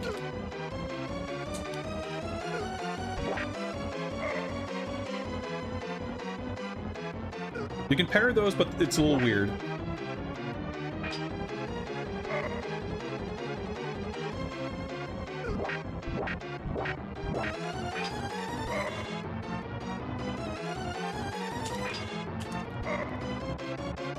The music's pretty good. You have to parry the bolts really early. Not that early. Oh. He's got the full fucking armor. Fucking sick. The PC98 and Mega CD final boss fights are also really cool. But they kind of took it to the next level with this one. Okay, Jafar. You made your point. It's pretty good. Alright, can I... Alright.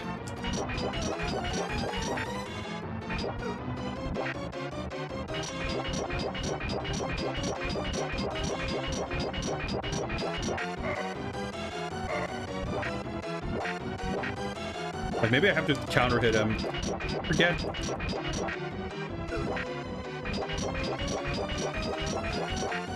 Because if I counterattack, he will always attack back. But if I end this series with a block, that's like the end of it. Can I get him up against the wall?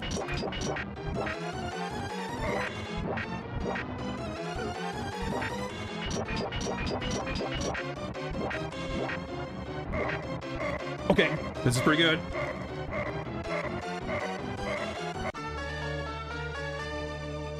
Got him.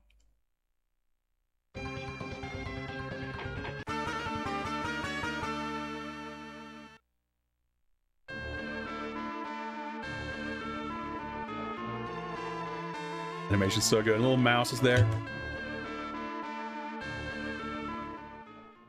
We did it. Jafar's mad ambition crushed. Oh, yeah, okay, that's pretty cool. These images are basically the same as the PC98 version that were also redone for the PC Engine version. The crossfade is like pretty fancy. You don't really see that in a lot of 16-bit games like this, do you? Little mouse on his head. This screen is new.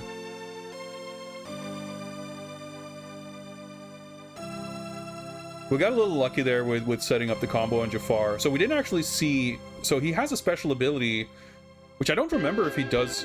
Oh, the six staff roll. This is pretty cool. This is almost the same as the PC98 version. With a little gameplay snippets like this. A little... Like this whole thing. Yeah, this is almost exactly the same, except we get a little fancier framing. It's not just boxes shrinking, but we also, I guess, aren't actually getting staff credits. Some of the scenes are actually kind of the same as the one in the It's so weird. So like in the PC98 game, they do this exact same thing, but on each of these screens, it actually shows like some staff names. This is just a little highlight reel. It's not actually a staff roll. But yeah, so Jafar has a special ability where he can hit you with a magic spell that like lifts you up into the air and then just explodes you. So he has like an instant kill magic spell. But yeah, we got Jafar first try. So I think like this game, for all the emphasis it adds on the combat for the boss fights and stuff, I don't think it's a failure, but I also don't think it's like, they don't maybe add as much as it could have. As a good example, I think the final boss fight in the PoP Classic on Xbox Live Arcade, actually, I mean, I wouldn't say that it's a better final boss fight than this game, not by a long shot, but it actually has the way Jafar works mechanically, and as he shoots like magic at you and you have to block it and pushes you back and you have to like dodge it. Like, it's pretty interesting because it creates, how sick is this? Here's the staff roll. It creates like a new scenario using the existing mechanics, sort of. And none of the fights really do that here.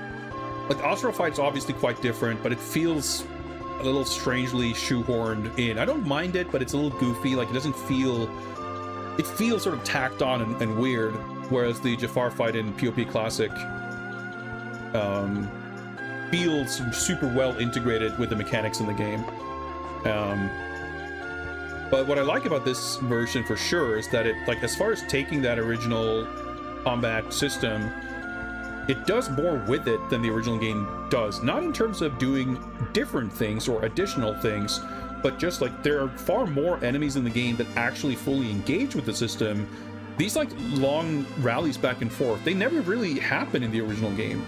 They barely happen against the very last or toughest enemies in the game. But even then, it's like, it happens more. You get to do it more against like the early bosses in this game than any enemy in the original games. So that I think is great. Like, as far as when it's just applying the original combat system as designed, this game does a great job with it.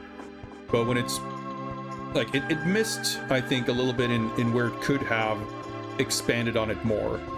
It would have been cool if there was like maybe a little bit more to the Jafar boss fight. But having said that, the visual presentation of it and everything, it still feels like a proper big boss fight, which the original version never did. So, but the thing is, like, they had already solved that issue with the Jafar final boss in the PC98 version. Which, technically speaking, I don't know if it was made by the same people who made this, but it was made by Arsis, so the same development studio. Original game by Jordan Mechner.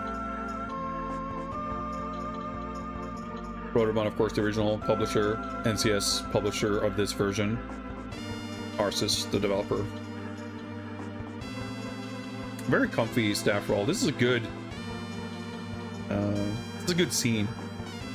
Looks like a fucking Dino Please stream starting soon screen.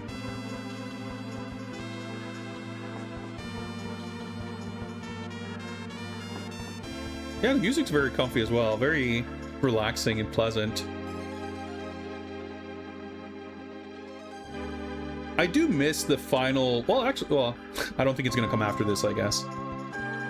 But the final end screen of the PC98 version with, like, the garden and the statue of the prince and everything, that's really, really sick. But it's cool. Like, all the stuff they changed and edited a little bit for the ending in this one, I really like. Very satisfying ending.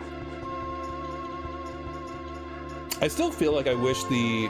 I mean, I guess I'm glad they didn't cut it, but the little highlight reel feels more celebratory and exciting when you get, like, credits. I guess if they weren't going to do credits, I wish they would have done a roll call of like naming the characters and the enemies and stuff for that section. That would have been sick. Because the fact that there's no text, they just frame this little thing and then there's just no context, nothing around it, makes it feel a little strange.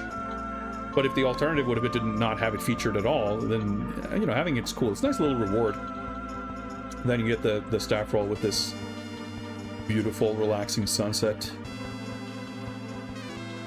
Well, that was, I don't want to say anticlimactic, but I'm surprised that it didn't take more attempts. This was our first real attempt, and we actually did it. And we had plenty of time to spare, 25 minutes. It was a good run, as good as I could have hoped for, but I thought it would have required more practice. I'm curious, you know, I'm not going to feel eager to do this anytime soon, but I hope that the next time I play this game, I can keep more of this experience, you know, in mind and like be able to recall it such that, you know, I might go into this unpracticed and actually complete it. Because when we went into this unpracticed, we ran out of time by level 16, and if I were to finish it at that point, that would have been probably another hour to finish the last couple of levels. So if I play this in 6 months, you know, how well will I do? It'd be nice to reach a point where I can kind of comfortably get through it, even if it is at that point still a significantly bigger time and mental effort investment than the original game. But at the same time, I'm glad this didn't turn out to be like a 5-6 stream ordeal. It would have been satisfying to get through it, but I mean, it still was. So I'm happy with this. Pro player? I don't know about that. This may be a little bit of a stretch. So there we go. Yeah, 4 seconds. That's interesting. You get a 4-second clock on level 20. I guess, how does that work? I guess maybe it starts counting down after you beat Jafar? Or maybe it counts the first couple of seconds at the beginning? I'm not sure how that works exactly. But yeah. One level over 10 minutes. And that's even, like, I don't know, I guess we took a death roughly halfway through it. Like, level 19 is still a pretty long level. And we did not, I believe there's a potion, we didn't grab it. We obviously didn't need it. But we were pretty, you know, we didn't have a massively huge surplus of health at any time. I mean, we died to Asura and everything. I mean, it worked out. I think I made the correct choices in which potions to grab and not, but yeah, it's interesting how that can work out. Anyway, God game. This game absolutely rules. I'm so happy that this version exists because it gives me a whole second Prince of Persia game to enjoy with a ton of unique flourishes and really, really cool elements. It isn't capable of toppling the original, or I say the original, but like, I don't mean the Apple II version specifically, but like collectively the different good versions of the original game as my favorite, because it is a different game. But you know, I would say this is like it's like a two cake situations. You know, we got two Prince of Persias and they're both awesome. I mean, we got more than that, but they're not all awesome. But this one is, and so is the good versions of the original game. And I'm very pleased to say that I've now completed this one as well. And I've completed it properly without the use of passwords or saving or anything like that. It's how this game is meant to be played and enjoyed, in my opinion. Because it will... The exhilaration of completing this challenge is so thematically well-tuned and aligned with the theme and setting of the perilous adventure that this poor kid has to embark on. So actually doing it against all odds, clearing it in time, getting through everything, it just feels really good. Prince of Persia 3D as next Prince of Persia exploration. Not outside the realm of possibility for sure. I certainly don't have anything scheduled. In fact, I was very happy to kind of clear this off my plate because 007 First Light is coming out very soon. And I didn't want to have any kind of promised potentially big project in the way when that happens. So between now and then, probably not starting any big things, probably just the occasional very chill stream messing around with whatever. But Prince of Persia is always, of course, a relevant matter. And Prince of Persia 3D, I would say it's highest on my list of unplayed, or at least recently. I played it when it was new, but you know, I don't really remember anything and I never finished it. Highest on the list of Prince of Persia games I want to play because I think I will enjoy them. I think that game is the one that has the highest chance of giving me similar enjoy, like scratching the most closely related itch compared to the original game. But I know it's a little bit of a technical hassle to get running and all of that. Like, it's a little bit more of a front-loaded thing just to make it happen. So it's, on one hand, the game I'm the most excited to play, but it's not necessarily the next one. So it's a PC game originally, but it doesn't really run super well on modern computers, and there's a bunch of fan patches, and that's the whole thing. Like, the work isn't necessarily that I need to invest a bunch of labor in actually making it work, but I need to, at the very least, invest a little bit of labor into researching and investigating and testing. That's really what it comes down to. I had wanted to play through, like, we played Sands of Time when the Sands of Time remake was originally kind of about to come out in like 2020 or 2021. That obviously didn't happen. It's freshly canceled as of early this year. But around that time, I had the thought of wanting to play through more of the 3D games. I played Warrior Within when it came out, but I never finished it. I fell off it. I didn't really like it that much. And then I did play and finish The Two Thrones when that came out.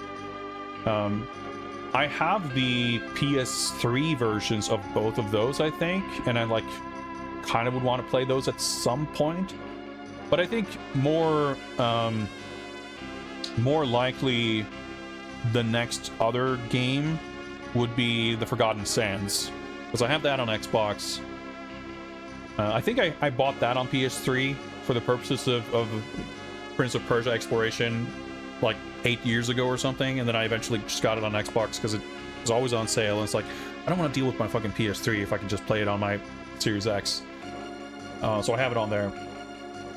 That's the one that's the last Prince of Persia game, proper one, before The Lost Crown. It came out in 2010, and it's kind of, I guess I can't say it's based on, but it came out alongside the film. And the film, of course, is sort of based on Sands of Time, so I don't know, it's similar to that, I guess. But that one I've never played at all, so I'm kind of curious.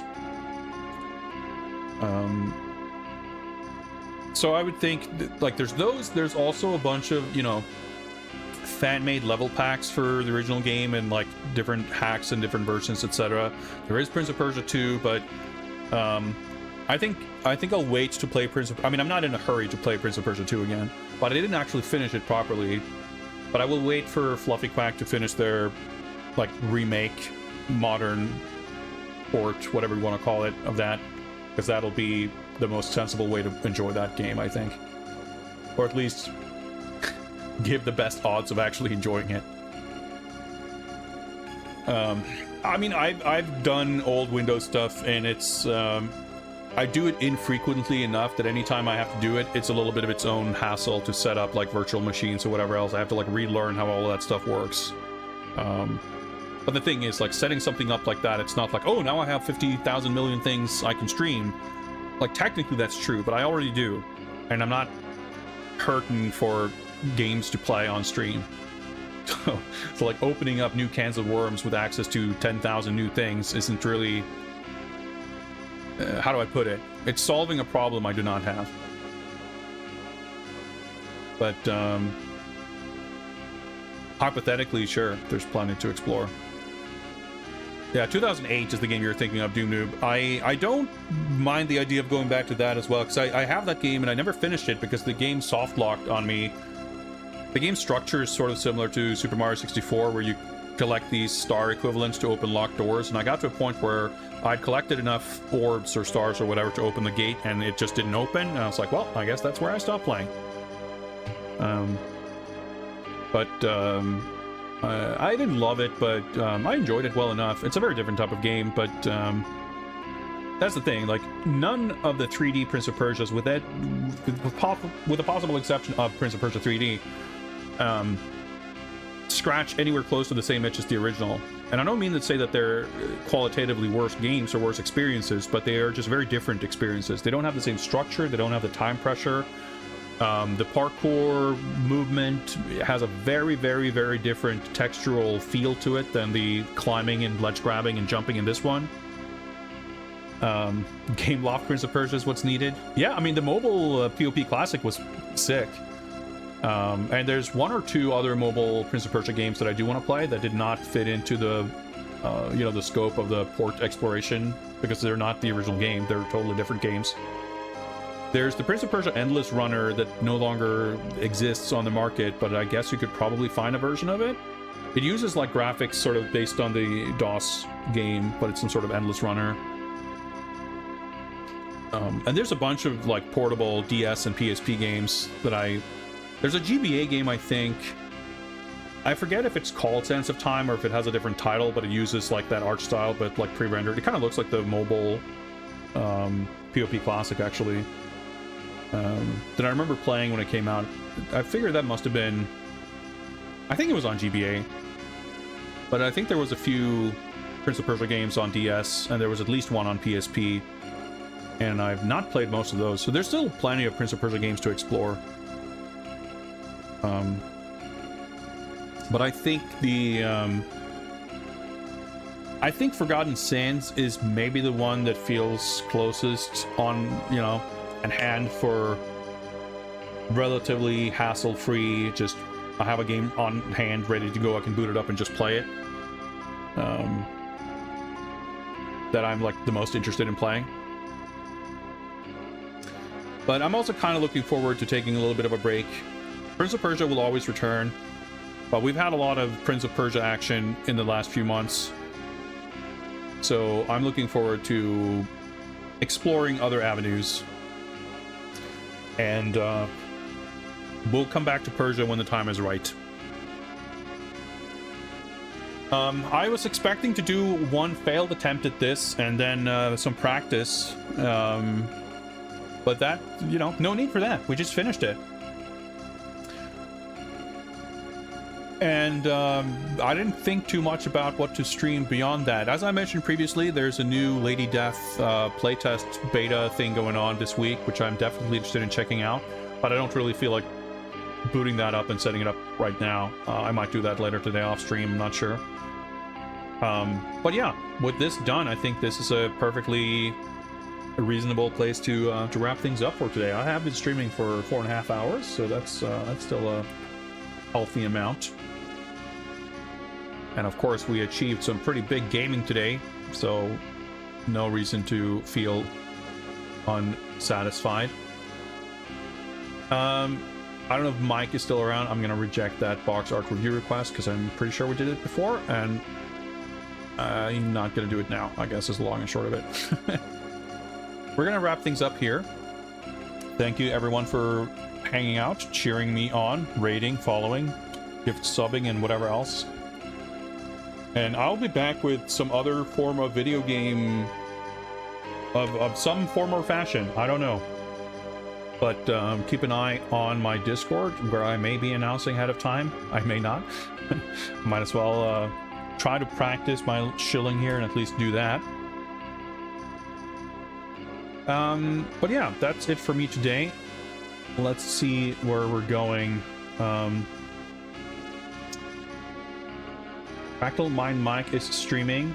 He, I believe he cracked and eventually finally started using some kind of guide with the goading of chat to eventually finish Ultima 4.